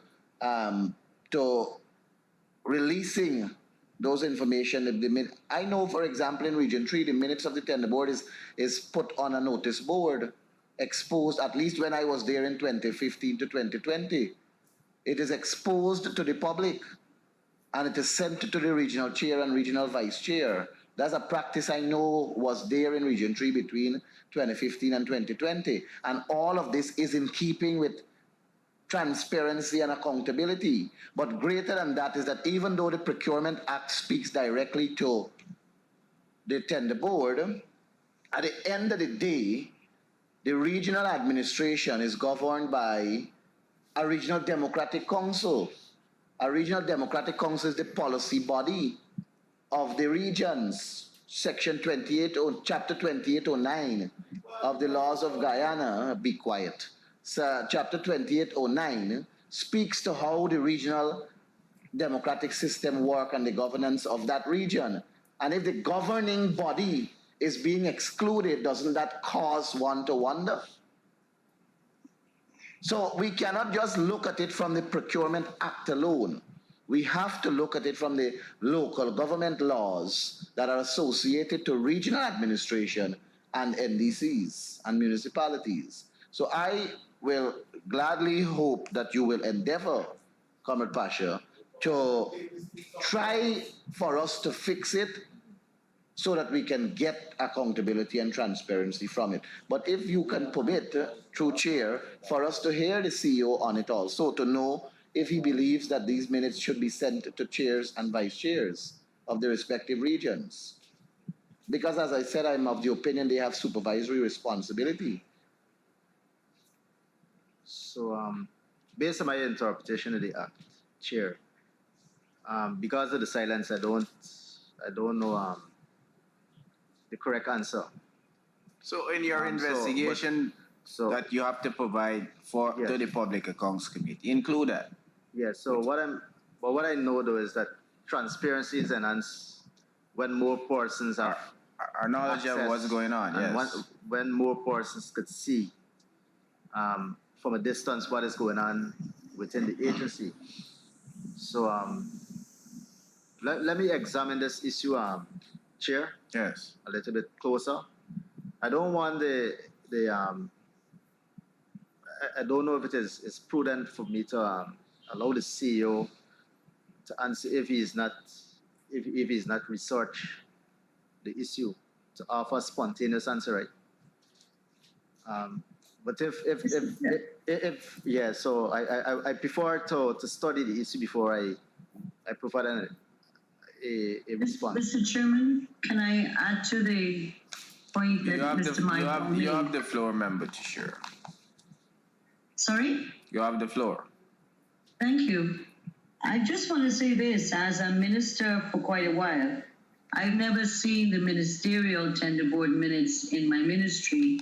They've always been kept by the PS, and I've never seen them. So if you're going to move to wherever it's not done, because I'm not aware that it's not done in all the regions or any of the regions, that you would have to include other officials who also manage large funds, such as ministers. Because right now ministers don't see the tender board minutes of their ministerial tender board as well. However, the fact that in the Procurement Act, we say that the minutes of the National Tender Board should be posted and the opening of the tenders, then I see no reason why that shouldn't be considered at other levels. Secondly, that the policy of the government is that all contracts that are issued and say it's in a particular area, say they're doing a road in a particular area, that the contract for that area, that road, which is in the area, should be made public and put up on a public building or church or NDC building or a public building, so the public can go and check and see what the contract is, what are the requirements, etc. So the public is aware and the public becomes more the watchdog to make sure that we get value for money from the contractors. So I think, I don't know what my policy is saying. I've never heard of it before. But if it were looking at only chairman and vice chairman, I would suggest you also include ministers and other entities which have persons who are above who would be in the tender boards, to also be able to see the minutes after they're finished, obviously not to interfere in the tender process. To go back to what the Auditor General is saying about the tender board minutes, regional ones. Every single region, we've come across big problems with the regional tender board minutes. Sometimes they're not there at all, can't be found, and or that they're all done in different styles and formats. I think more importantly for accountability and for the audit and other things is that we should have a template of what the tender board minutes should look like. The regional, municipal, ministerial, etc., so that there's one standard format we're using that records attendance, records discussion, and not just that there's after discussion. They should identify the discussion, what are the pros and cons being argued in the tender board, especially when the tender board is making a decision to override the recommendations of the valuation committee, as we just saw today in Region 9. So that I think that I saw in Mr. Joseph, SF Joseph's report of 2019, that the Ministry of Finance and NPTAB had financial assistance from a funding agency to train 70 evaluators at that time, between, I think, 2017 to 2018. And therefore, that if that is not being done now, and maybe it is being done, that a training program is created, a standard training program is created for evaluators, and that maybe between NPTAB could consider creating a manual which guides the NPTAB, guides the tender boards if they have any disputes or disagreements. So they have a manual that guides them on the law, but also on scenarios which they could confront from time to time to make sure that they are able to function, particularly in faraway areas where they may not be able to just pick up a phone and call the FS or call the NPTAB for guidance. So I just wanted to suggest those for consideration by the team from finance. Member Siraj, you have it. Thank you, Mr. Chair. Mr. Chairman, as a Public Accounts Committee, I subscribe to the view that we don't only go through the Auditor General report for occurrences of a financial nature that would have occurred in the past, but we also take steps to ensure transparency and accountability current, as well as planning for the future. And I have absolutely no difficulty in subscribing to mechanisms that will enhance transparency and accountability, notwithstanding what would have happened in the past. And even this morning, we were examining, for a number of years, we were examining reports, and then in Region 2 in particular, one engineer raised the point that he had to write in terms of getting documentation that it has to do with awards of contract and all of that. And I think as a Public Accounts Committee, we should seek to enhance in whatever way we can transparency and accountability. And wherever laws and all of that needs to be amended, we will move in that direction. After all, Mr. Chairman, accountability and transparency were manifesto promises of this government. And I'm certain that we will do whatever it takes to enhance those wherever we can. And I also want to agree with the point made by the Financial Secretary, because the law might not have been too clear whether it said the Regional Democratic Council or the regional administration. And I know it happened in the past where the regional administration would have taken an approach, and in some RDC, the Regional Democratic Council would have taken another approach. And we need to standardize also to lay at ease the public's perception, whether real or not, about what is happening, and to give assurances that at least at this level, we are taking this matter seriously. And I made a point earlier, Mr. Chairman, about procurement now and what it's likely to be in the years to come as we move our country forward. And we'll want to ensure value for money at all levels, and at the same time, ensure that we give the public that assurance that their taxes are well spent and proper investments are being made, proper contracting procedures are being followed, and oversight on all of that, whether it's at the NDCs, RDCs, or at ministerial level. And I do subscribe to those views. And like I said, I welcome the FS comment that he's going to examine the laws to ensure that he makes a response that is in keeping with regulations. Thank you. Member Maiva. Thanks, Comrade Chairman. Good statement and good support from the honorable member. I hope he's being considered for a ministerial post. Paragraph 139, sir.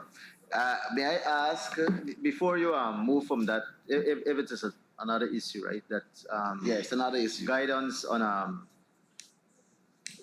on what should be reflected in the records of procurement proceedings could be obtained from the Procurement Act, Section 10 in particular. And so that is what I intend to use to guide the entities on what should really go into the minutes. And to just give you an idea, right? And what should be made public? And what should go into the minutes, right? And in my humble estimation, this is good information, a brief description of the goods and services, right? The names and addresses of the suppliers or contractor that submitted tenders, information relating to the qualification or lack thereof. So if somebody was responsive, you will make that known, and if they fail any of the requirements, you also capture that, the price and summary of the of the of your proposal. So in terms of determining who is the lowest responsive, it should be easy for us to determine. If this information is captured in the minutes, the means used to solicit suppliers or contractors, did you use the open tender method? Did you use street quotes? This is all useful information, so that if this information is to be submitted to the to the PSC, for instance, which may have some concern about the transaction, you should be able to get everything on the minutes that capture capture what is in section 10. So I just wanted to make the point that there's no need for us to reinvent the wheel. Everything is in the procurement is in the act. And you know, sir, with that, what Comrade Pasha said there, if that is done, it will reduce the thickness of the Auditor General's report significantly, and it will also ease their work, and it may allow them to broaden their scope of audit to dig deeper than 10%. So it is good if we can adopt such in the interests of accountability and transparency. But I want to turn, sir, to 139, and 139 of 2017, and the relating in 2018 is 143.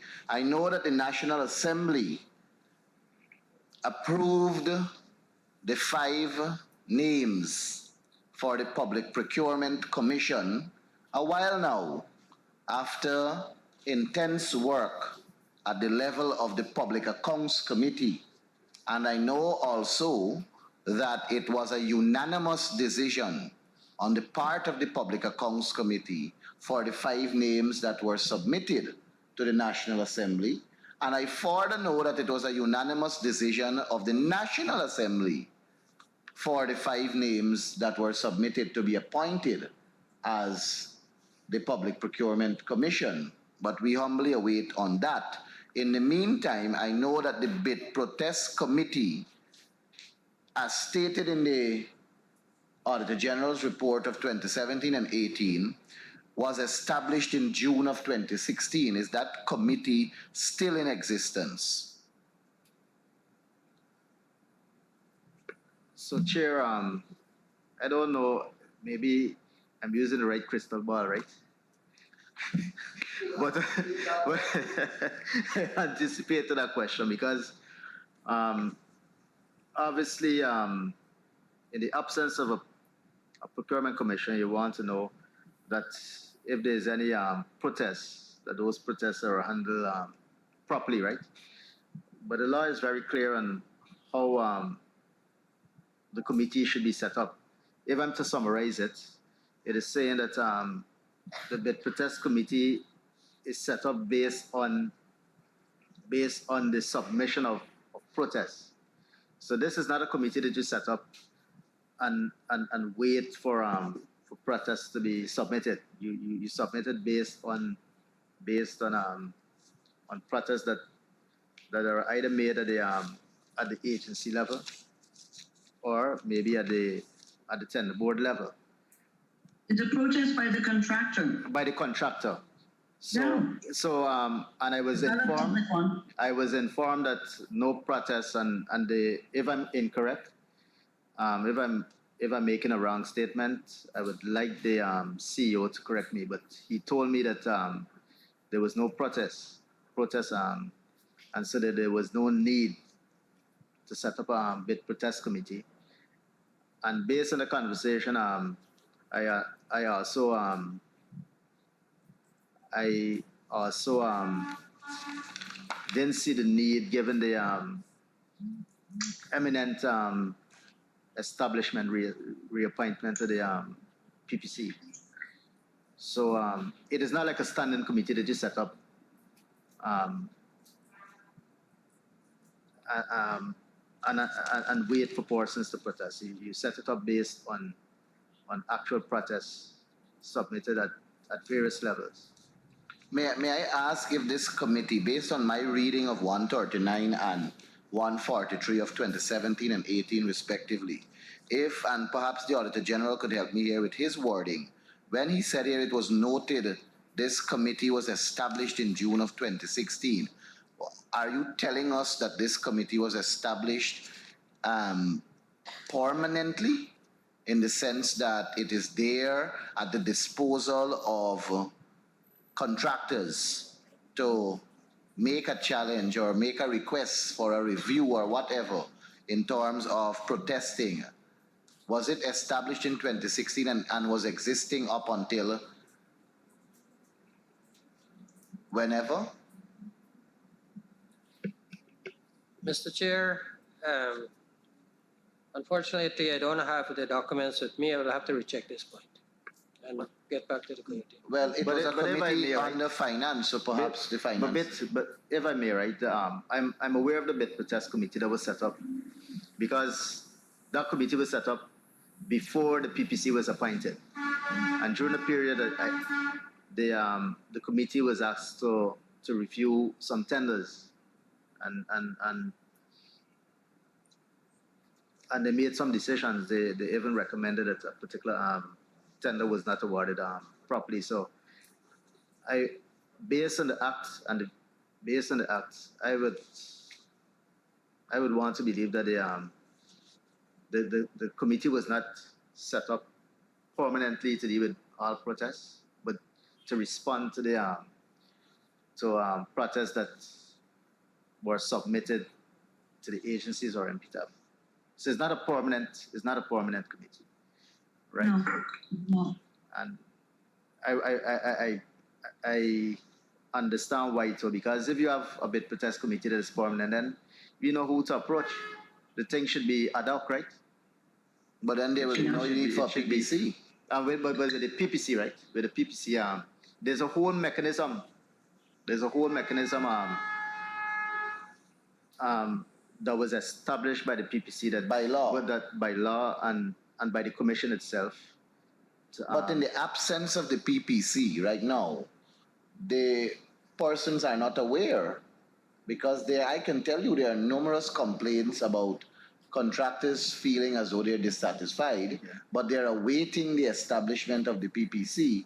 But now I'm understanding, and I myself thought that it was the PPC that has to do the inquiry. Yes, into the complaints, which is by law. Based on the law, that is the case. But we're understanding now that in the absence of the PPC, the bid protest committee is an ad hoc committee that can be set up based on the complaints. But who do they complain to? Well, you could do it at various levels. In fact, the recommended approach is for you to go first to the procuring entity. And if the procuring entity failed to respond to you in a manner that you were satisfied, then you escalate to NPTAB. That's stated in law. Yes. And so that's it. The force place for you to go is the procuring entity, right? And then you could either go to the to NPTAB, where they set up a bid protest committee if there's no PPC, right? If there's a PPC, you could go there, or you could even take it to the court. But the correct or the best approach to use is to start with the entity. Let the entity say to you that they're not willing to address whatever concerns you have. But yes, and in the absence of that, contractors write the procuring entity, they may have not gotten a satisfactory answer. You escalate it to NPTAB. You say to NPTAB, look, we wrote these entities, no response within this period. And NPTAB does not satisfy their request either. And we come to the bid protest committee. Well, if a protest is lodged at NPTAB, they are compelled by the law. So they established They're compelled by the law now, based on how the law is written, to set up a committee and have it resolved.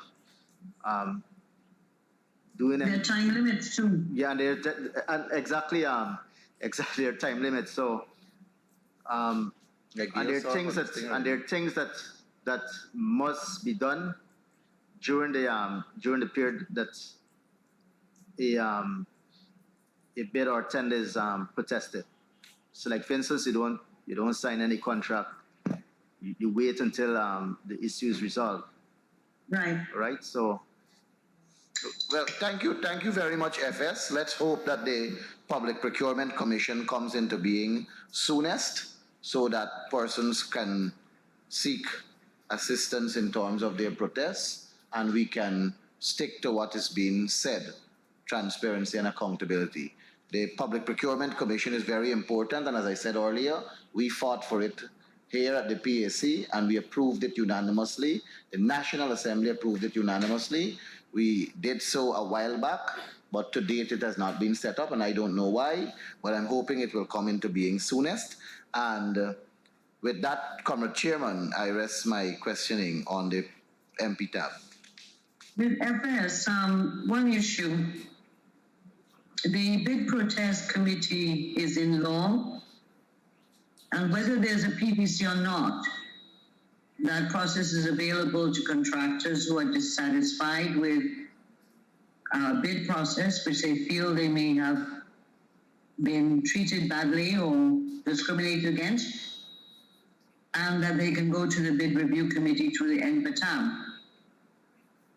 The contractor can also go to PPC when it exists, and they can go to the court. But the problem with the bid review, as with the PPC, would be it has to be done within specific time frame.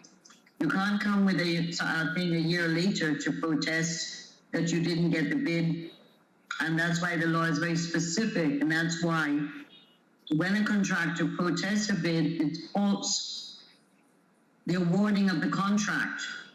So when a contractor feels he has not been given a fair chance, and he goes to the bid review, it automatically halts the awarding of the contract.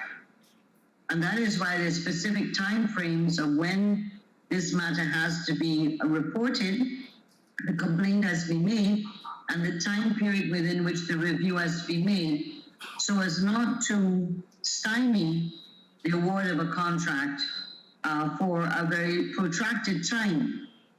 So the bid review committee exists with or without the PPC. Contractors can have many complaints, but they have to follow the law, as you've been advocating. They have to make their protest known within a specific time frame. It's a short time frame that they have to make it known. And then that automatically stops the awarding of the contract.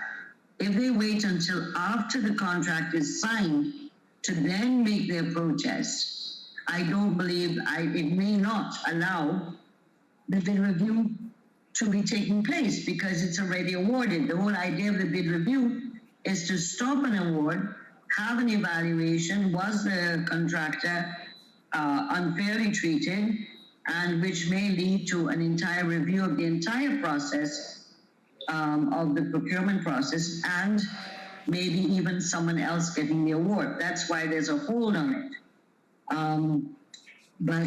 So I just want to clarify that it's not a choice of one or the other. The bid protest specifically deals with contractors. If a contractor wants to protest outside of the time period has lapsed, he didn't realize it, then obviously it's the court or the PBC. Those are his two options. Chairman, I did say that I rest my case, but hearing Comrade Teixeira raising that now sparks a different thing in my head. The thing is, when these contracts are awarded, the region and the procuring entity will issue or request a letter of acceptance for them to, will inform the contractor that they were awarded this contract and that they are to, and perhaps I can be guided here, they have to submit a letter of acceptance, and then is when the contract signing happens, and that happens within a space of a day or two sometimes. So when you speak about this time frame and time period about signing of contract, before it is signed and so on, you have this Slim window. this avenue to complain and protest, it will require the entity to notify all the bidders whether they were accepted or not. And they have to be given a time frame. One would conceive it in that way. You have to be notify all the bidders that your bidding or your bid document or whatever you were not awarded. You have to notify all of them, and then that will afford them the time to contest. So I hear Comrade Teixeira in terms of a practice, and I hear you also in terms of a practice. But can you point me to the law? Can you point me to the specific act that's, well, I'm assuming it's the Procurement Act also, but the specific section that details that step so that a contractor can challenge, and whether it is spelled out accurately is a matter for us as parliamentarians, legislators, to recommend amendments if we see fit. So if you go to, there's a whole section on administrative review, starting from section 52, right? And it is saying that a bidder whose tender or proposal has been rejected may submit a written protest to the procuring entity. So here the law is saying that the first place to lodge a complaint is the procuring entity, and it is saying that the protest may pertain to the pre-qualification or tendering proceeding or to the method of procurement selected by the procuring entity.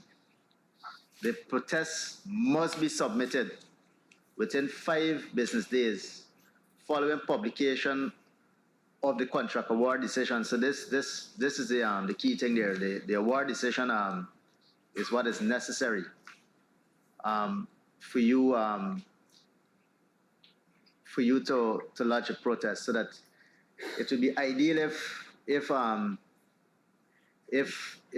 procuring entity inform both the successful and unsuccessful bidders, right? And then you have review by an independent authority, right? So that if you're not satisfied with the response in the procuring entity, you could go now to the bid protest or the PPC. So the bid protest committee is named in 53 subsection 4, right? So the procedure for protest is well explained in the law, right? I don't know why contractor suppliers would not want to use the Because you gotta pay, sir. They have to pay to make a complaint. a percentage, but what I'm saying, 1% right? of the contract. No, So you might lose 2 times. so no, here was happening because I trust the legislators in the country, right? This legislation came from this August House. I never had any doubts. Yeah, in 2003. About the persons who crafted and approved this piece of legislation, right? But you gotta understand that if you allow this thing to be if you allow persons to protest without paying some price, they may want to protest everything. So that you now have to decide, right? You now have to decide if it's a winnable case. It's a winnable case. So that if you don't have any case, when you do your cost benefit analysis, you would know, and that would determine what decision you make, right? But at the PPC, right? At the PPC, we never. That's the thing. Yeah, but Comrade Pasha, the funny thing is that the person who awarded it, and it comes back to a point you were making when you were sitting on the advisory level seat, where you said that it is your considered opinion that REOs should not be chairpersons of regional tender boards. Because imagine the REO is the one who has awarded the contract, much to my dissatisfaction, and I have to go and protest to the REO for satisfaction. And if we look at MPTAB, I have to go and protest to MPTAB for satisfaction. And MPTAB, the same people I protesting who made the award, they are the ones who got to set up the committee. This just reminds me of the time when I was dismissed from the public service. The very person that I protested had to set up the disciplinary committee to hear my matter. And of course, it was structured in a different way. So it points to the direction of us really looking at the system it is and really, trying to bring corrective measures to strengthen it. My Paul, the court threw out your case. Oh, the court didn't throw out my case. I challenged it. Don't say that. And Well, you haven't when you challenged it are again? coming back to the business of the day, when you look at the protest must be submitted within 5 business days following publication of the contract award decision. Does that mean that a contract should not be signed until those 5 days are expired? now in some countries they have what they call a standstill period because they want to make it absolutely clear that look, between the signing of the contract and the award, that something should happen. And the something that should happen is that you put a pause on any challenge to it to allow for the challenge. Yes. So I remember when I was at the PPC, that was one of the recommendations that we made. But even with this act, right? If we ensure that every bidder, successful or not, is notified, we could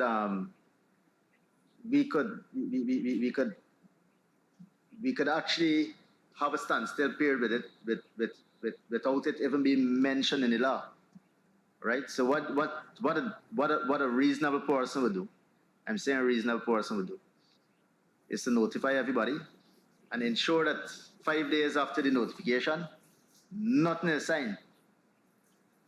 And then once that period expires, you then award the contract. But can you not provide that degree of guidance as finance secretary? Can you not provide that, because you're answering here for MPTAB, right? Can you not provide that guidance? And I don't think it's unreasonable in keeping with what is stated here in the Procurement Act. It is clearly stated. My Paul, stick a pin. Please remember, NPTAB is governed by a board.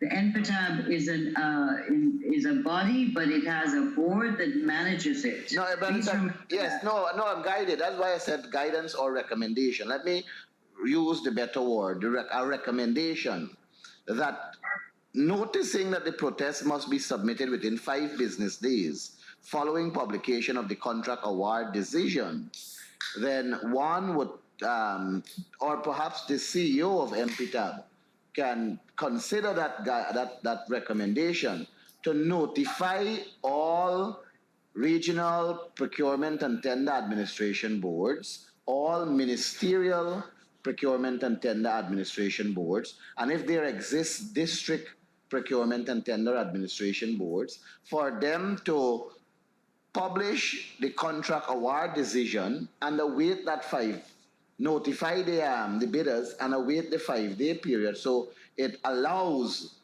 and gives the opportunity for the challenge if one is desirous of challenging. And it's all about ensuring that the system is so strong and it is in keeping with what we all are looking for here, accountability and transparency. So I would consider that suggestion, Chair. But I got to be careful at the same time. You have the NPTAB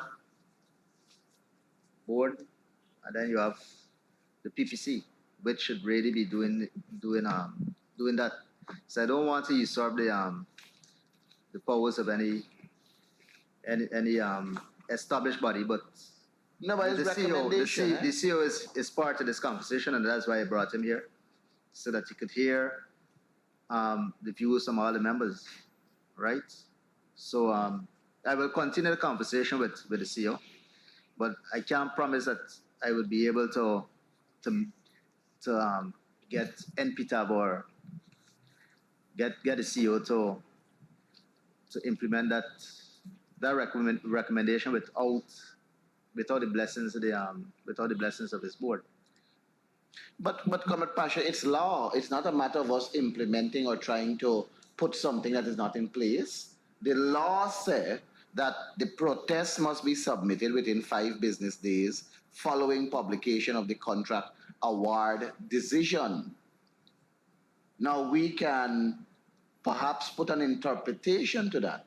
If the law is giving me 5 days to contest this decision, why will you go and sign a contract with someone that was awarded the contract? If you sign that contract, the award was made, the contract award decision was made today. And if you go and sign the contract with the person that was awarded to tomorrow, and I submit a protest 3 days after, you have already signed a contract with someone, I will lose. So if the law is telling us the 5 days, it's a matter of implementation. You see, the thing is, I understand what you're saying, but we had the same conversation many years ago. There's a lacuna. We as in me and you? No. When I was part of the PPC, there's a gap in the law that allows persons to interpret the law. They want to interpret it. In other jurisdictions, there's what we call a standstill period.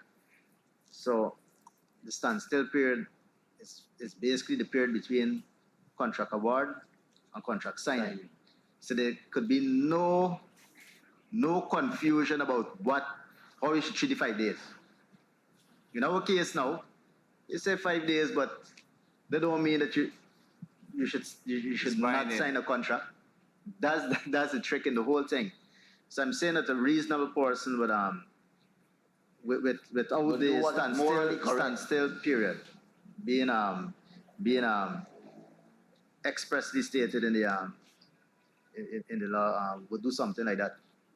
Mr. Right. Chairman, the assumption by both MyPol and FS is that contracts are signed prior to the 5 days. Not assumption. And I question that assumption because where I sit, I'm aware of a number of times over and over again where it takes more than 5 days, 2 weeks, sometimes more, between when the contract is awarded and when it is signed. And so unless the FS and MyPol and others can say, we did 1,000 bids, and of the 1,000 bids, 600 were signed prior to 5 days, then we have a problem, obviously. But if of 1,000 bids which have gone in this office, and they were signed after 5 days, then you don't have a problem. So first of all, you have to decide, do you have a problem? And that has to be based on empirical evidence. And if you have a problem, then you look at how to solve it. But it can't be based on assumption. From where I sit, because I sign many of the cabinet decisions for the national tenders that the cabinet gives its no objection to, those contracts, most of the time, are signed or awarded and signed after the 5 days. That's my knowledge, and I can only speak from what I deal with. Well, Chairman, my contention has to do with the chair. Don't get caught up in assumptions. So, Chair, I just want to make it absolutely clear. Empirical assessment. How many contracts Chair, are signed prior to the 5 day rule? So, Chair, I don't know if I hinted to the practice not being followed, right? All that I said was that all that I said is that the law requires that you notify persons and you give them 5 days, but they don't say what you should do within the 5 days, right? So I was not making any insinuation, right? I was just reading from the law, right? And all that I said was that look, in some countries they mention the standstill period because Explicitly. and so that there's no confusion because different persons could interpret what should happen during the period between award, right, the award of the contract and the signing, right? Maybe I don't have the evidence, and I don't think anybody in this room to say that that is not being done. Well, I want to say that my focus on this issue is birthed out of numerous complaints from contractors and suppliers. Document And it it and doesn't bring it. come here, I don't come here on assumption. It is through numerous complaints from contractors and suppliers. And I can ask for us to, if we do want to look at empirical evidence on it, perhaps FS we can dig. That is why if the information is provided, if it is made public, then all of this can be verified rather than for us to get complaints from persons via phone calls and other forms. So my simple request comes on the heat of there being numerous complaints from contractors and suppliers. At the level, Comrade Teixeira, at the level of the Regional Procurement and Tender Administration Board. Member Siraj, you have it. Mr. Chairman, thank you very much. First, in this discussion, there's the issue of the award being made public. My question is where? Because if you put it in a new nation, nobody will know anything. But They won't know it if you put it in Merito. So I don't know why you're attacking New Nation for. So the award got to be made public somewhere, whether it's in a national newspaper. I don't know what it's specified in relation to that. And Mr. Chairman, secondly, I'm not aware of any instances, and that is why I support Mr. Shearer in the sense that if we know of any instance where awards were made before the expiration of the 5-day period, well, then we should bring the evidence. And we can't create a problem. If there's a problem, we must deal with it. And I'm certain that well, let me don't go down there. But just to say, Mr. Chairman, that if we have evidence that this has happened, let us bring it forward and deal with it. But as far as I'm aware, there have not been any report of any contract being signed or any protest by any individual or companies of any contract being signed within the 5 days after the award would have been made. You're not a part of any procurement. I believe once the Public Procurement Commission is put in place, this can definitely be a solution to these issues that we raise here. So the sooner that happens, the better for all contractors. Members. Can we close, Mr. Chairman? No, we're not closing. I'd like for us to go to the public account statements that the FS would have provided us. We have several paragraphs we'd like to put before the PAC so that we could conclude this agency. We have for 2017, we have 80 paragraphs, and for 2017, sorry, we have 84 paragraphs and 80 for 2018. So this document was circulated to all members, and I would like to put paragraph 10 to paragraph 35 for 2017 and paragraph 11 to paragraph 36 for consideration.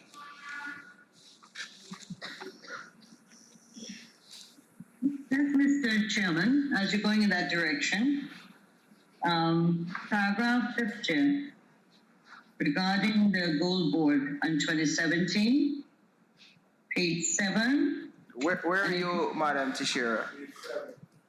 Sorry? You are still on program 2? I'm on what you said, public accounts. Yes, but I didn't put 50. All right, well, I guess I have to wait. No, you don't wait. So the fact that you're very enthused to go there, I'll just extend the paragraphs. Well, that's sweet of you. unless someone has something else before that. I'll put all of the paragraphs before us for consideration. So go ahead, Madam Tashir, ask your question. Yeah. Okay. A couple questions. I'm just trying to find this one in 2018 to balance it all. Anyway, let me deal with 2017. I'll find the aspect of it in 2018. Number 50 talks about the Accountant General wrote the Guyana Gold Board regarding its indebtedness to the deposits fund maintained by the Ministry of Finance. At a subsequent meeting between officials of the GGB and the Ministry of Finance, it was agreed that the amount owed by GGB would be repaid on a quarterly basis with effective 2019. In the report that the FS gave, he refers to the gold account. I'm just trying to find my notes. Sometimes when you're looking for something, you can't find it. Where he refers to, oh yes, page 11 of FS Pasha's report, which is paragraph 52 in the audit report, that the Ministry of Finance continued to engage the Guyana Gold Board with a view to have the indebtedness cleared.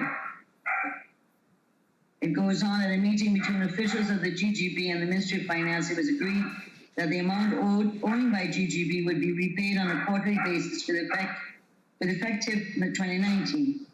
However, the GGB has not commenced the repayment as of August 2019. It goes on to say the total indebtedness by the board in respect of advances granted up to September 2012 is 8.732 billion, and no advances were issued thereafter, hence the static position. Could the FS say that as of today, has there been any change in regards to the indebtedness of the Guyana Gold Board to the deposit fund? Mr. Chair, Go ahead. I wish to advise PAC that there is no change from then to now. Gold Board have not made any payment to the Ministry of Finance to date. So what is the total now in 2022 owed to the deposits fund accountant general by the Gold Board? Could you say? It's the same amount that is stated in the Auditor General's report. It has not changed. 8.732? That's correct, yes. We have not paid them since then to now, since 2012. Okay, all right, thank you. You're welcome.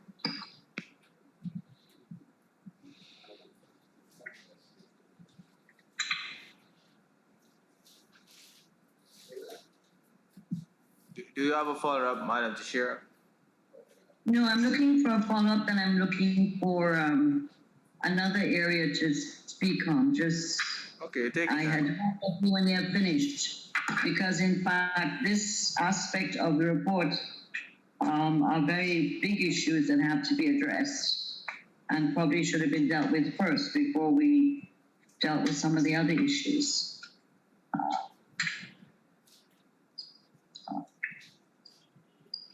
Just not finding my notes on the issue.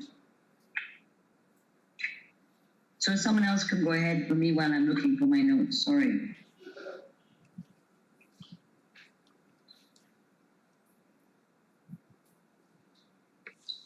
Take your time coming to share. I'm enjoying some snacks here. Well, good for you. Oh yes, FS, I think it's in FS report, Fasha. The issue of 7, paragraph 24 to 25 on revolving fund for teachers reflecting a balance of 200 million. This is to do with the Ministry of Education writing the Office of Solicitor General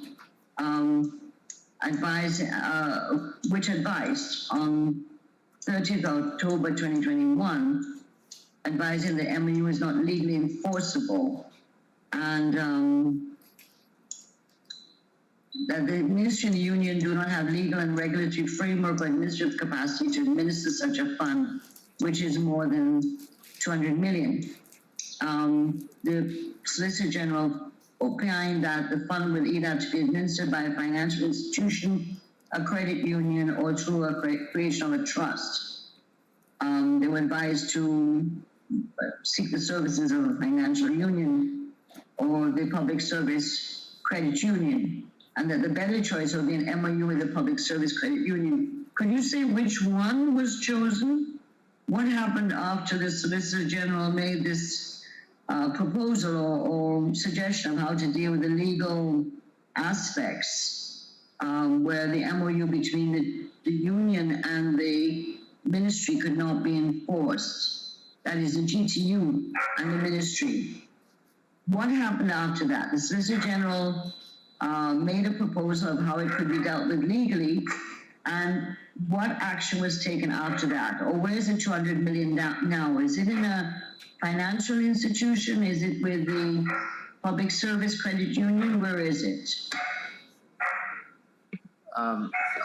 Chair, we still hold in the funds in the same account, but no decision was taken since then.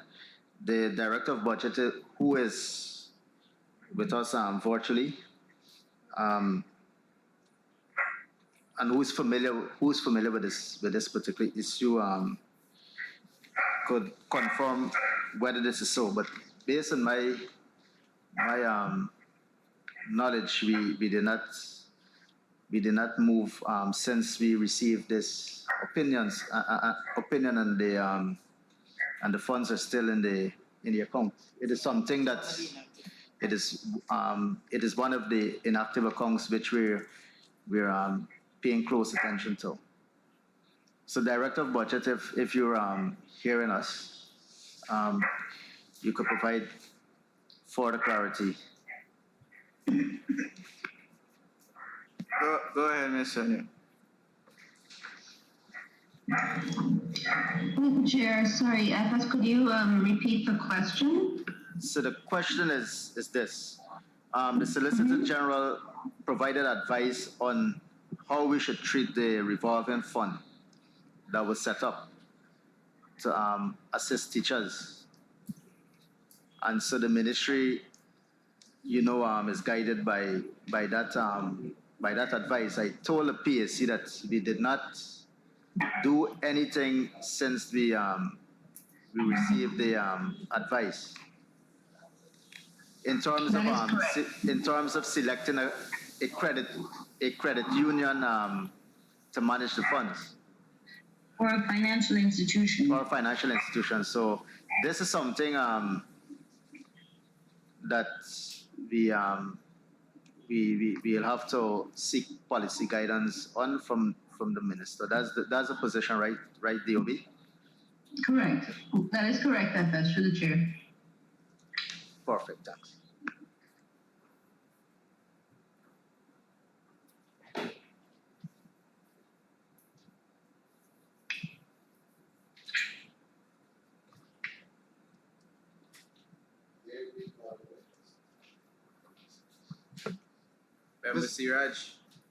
Mr. Chairman, I haven't received an answer to my question posed earlier.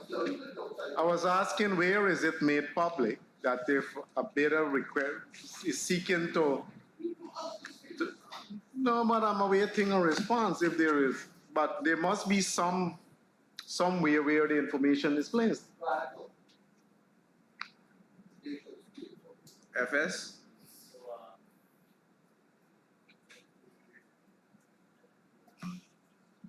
Look for the section in the act, right? Essentially, how the act is written.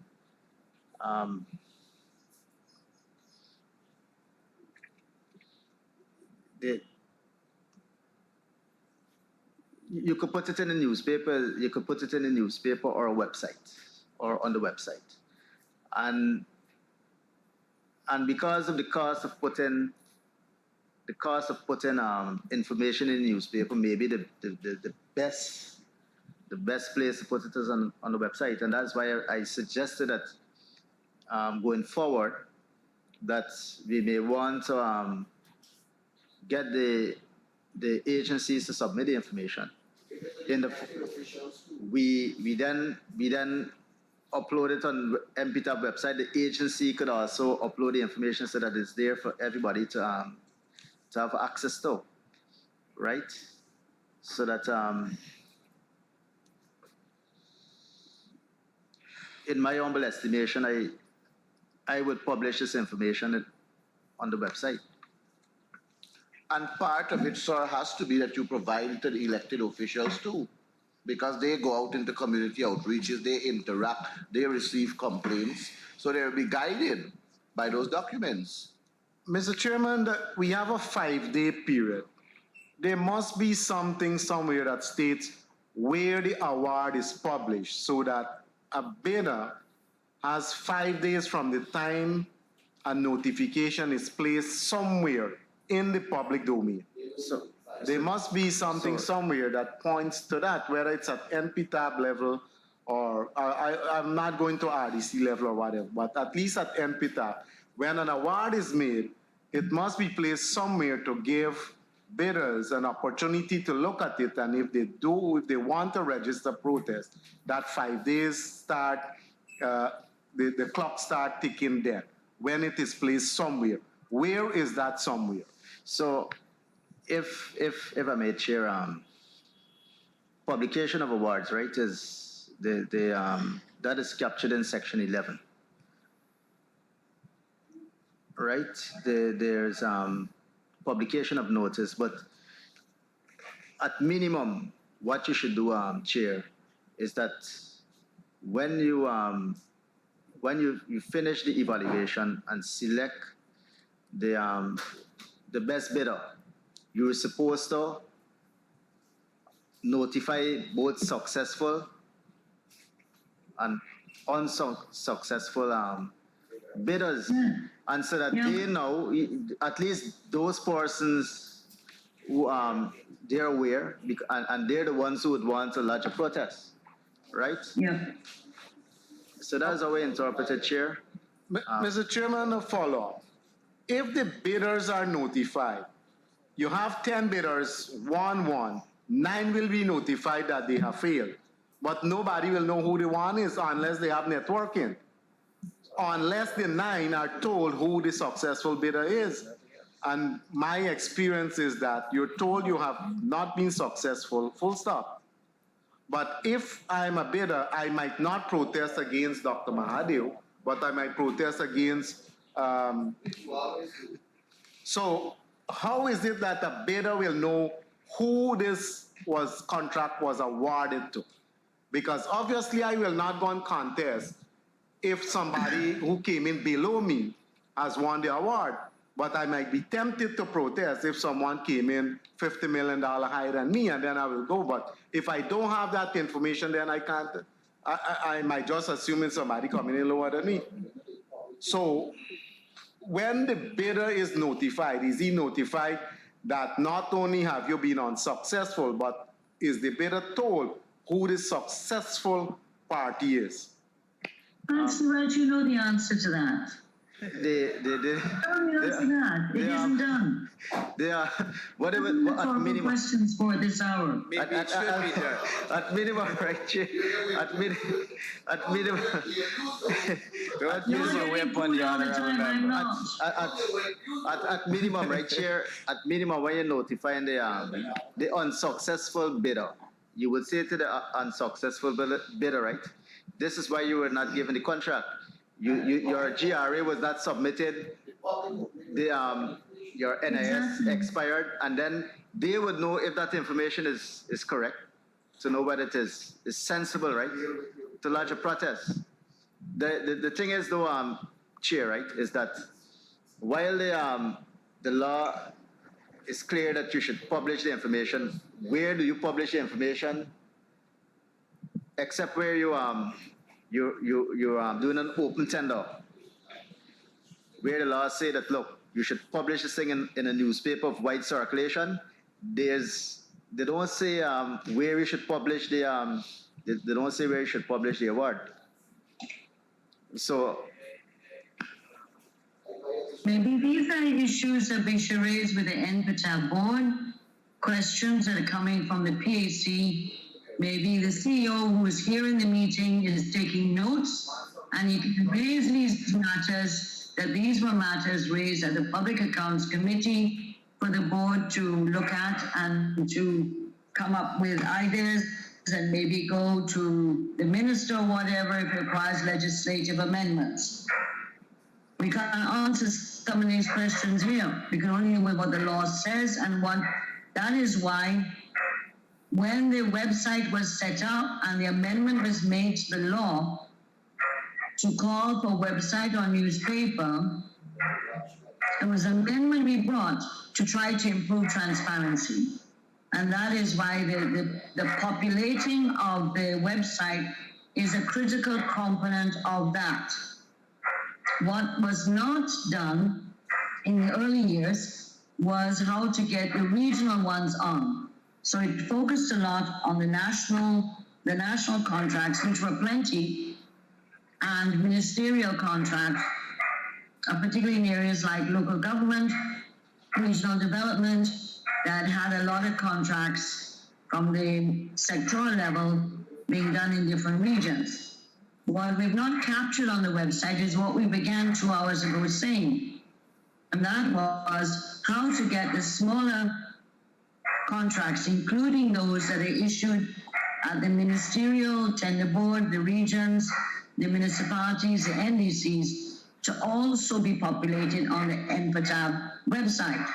All that, there's nothing to stop a region having their own website where they post the awards, they post the advertisement for the procurement, they post the awards, and there's nothing to stop a region from doing that.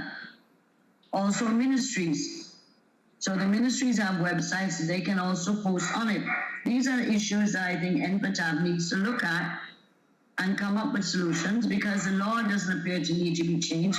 It's the implementation of the law and using technology, which we didn't have in 2003. When we set up the website in 2006, 2008, it was very primitive.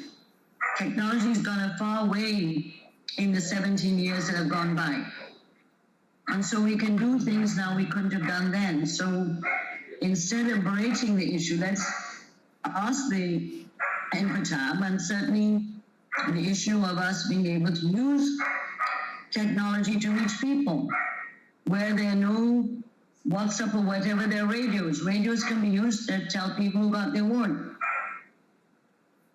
It can be done in a variety of creative ways without touching the law at all.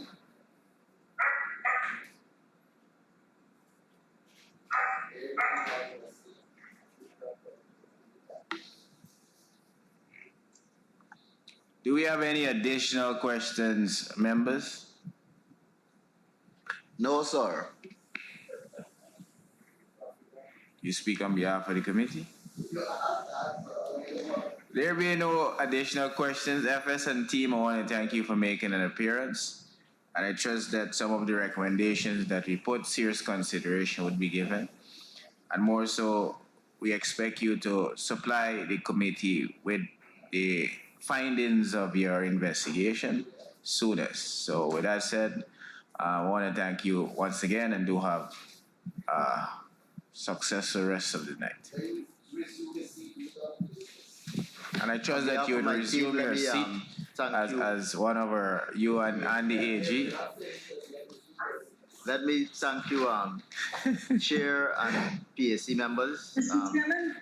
Mr. Chairman, under any other business, can I make a proposal? We're not there as yet, madam. So I just want to thank the PAC Yes, I'm here. I'm listening all the time. for all the suggestions. You heard from myself and and some of the members that we will take these recommendations on board, right? Because we have a singular objective, which is to improve the transparency and accountability, and to reduce the size of that report, so that we don't have to spend all of this time at the PAC.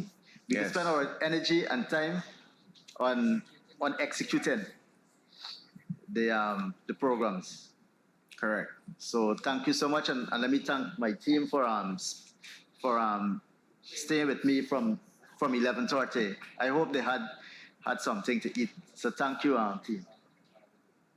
Yes, I don't want to recognize your team too, FS. I mean, we had a full complement of all of the figureheads, and that's indeed commendable. So, congratulations.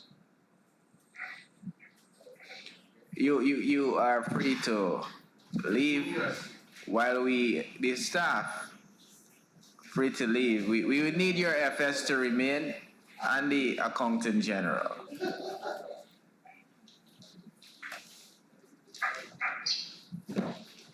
Thank you, Mr. Chairman.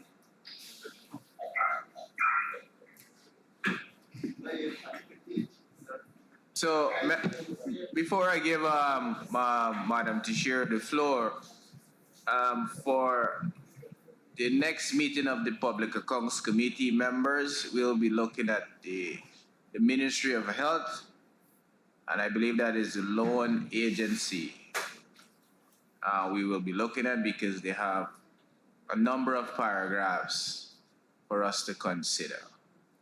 Member Tashira? Yes, sir. Thank you, Mr. Chairman. I wanted to ask the committee, not necessarily to make a decision tonight, but to consider it. We had three performance audits that were done by the Auditor General's office on the procurement, storage, and distribution of COVID-19 supplies, COVID-19 pandemic assistance voucher programs, and a review of the old age pension in Guyana. These were tabled in the House already, and so they are, I think we should be paying some attention to these special audits that were done, or special performance audits that were done, so they just don't hang there, but that we're able to pay attention to them and look at what may be issues that we may have to make recommendations on. So I'm asking, you may not want to give an immediate answer, but to ask you to consider that the three special reports, what are called performance audit reports that were tabled in the House by the Auditor General, that these be brought before the committee for us to go through as well.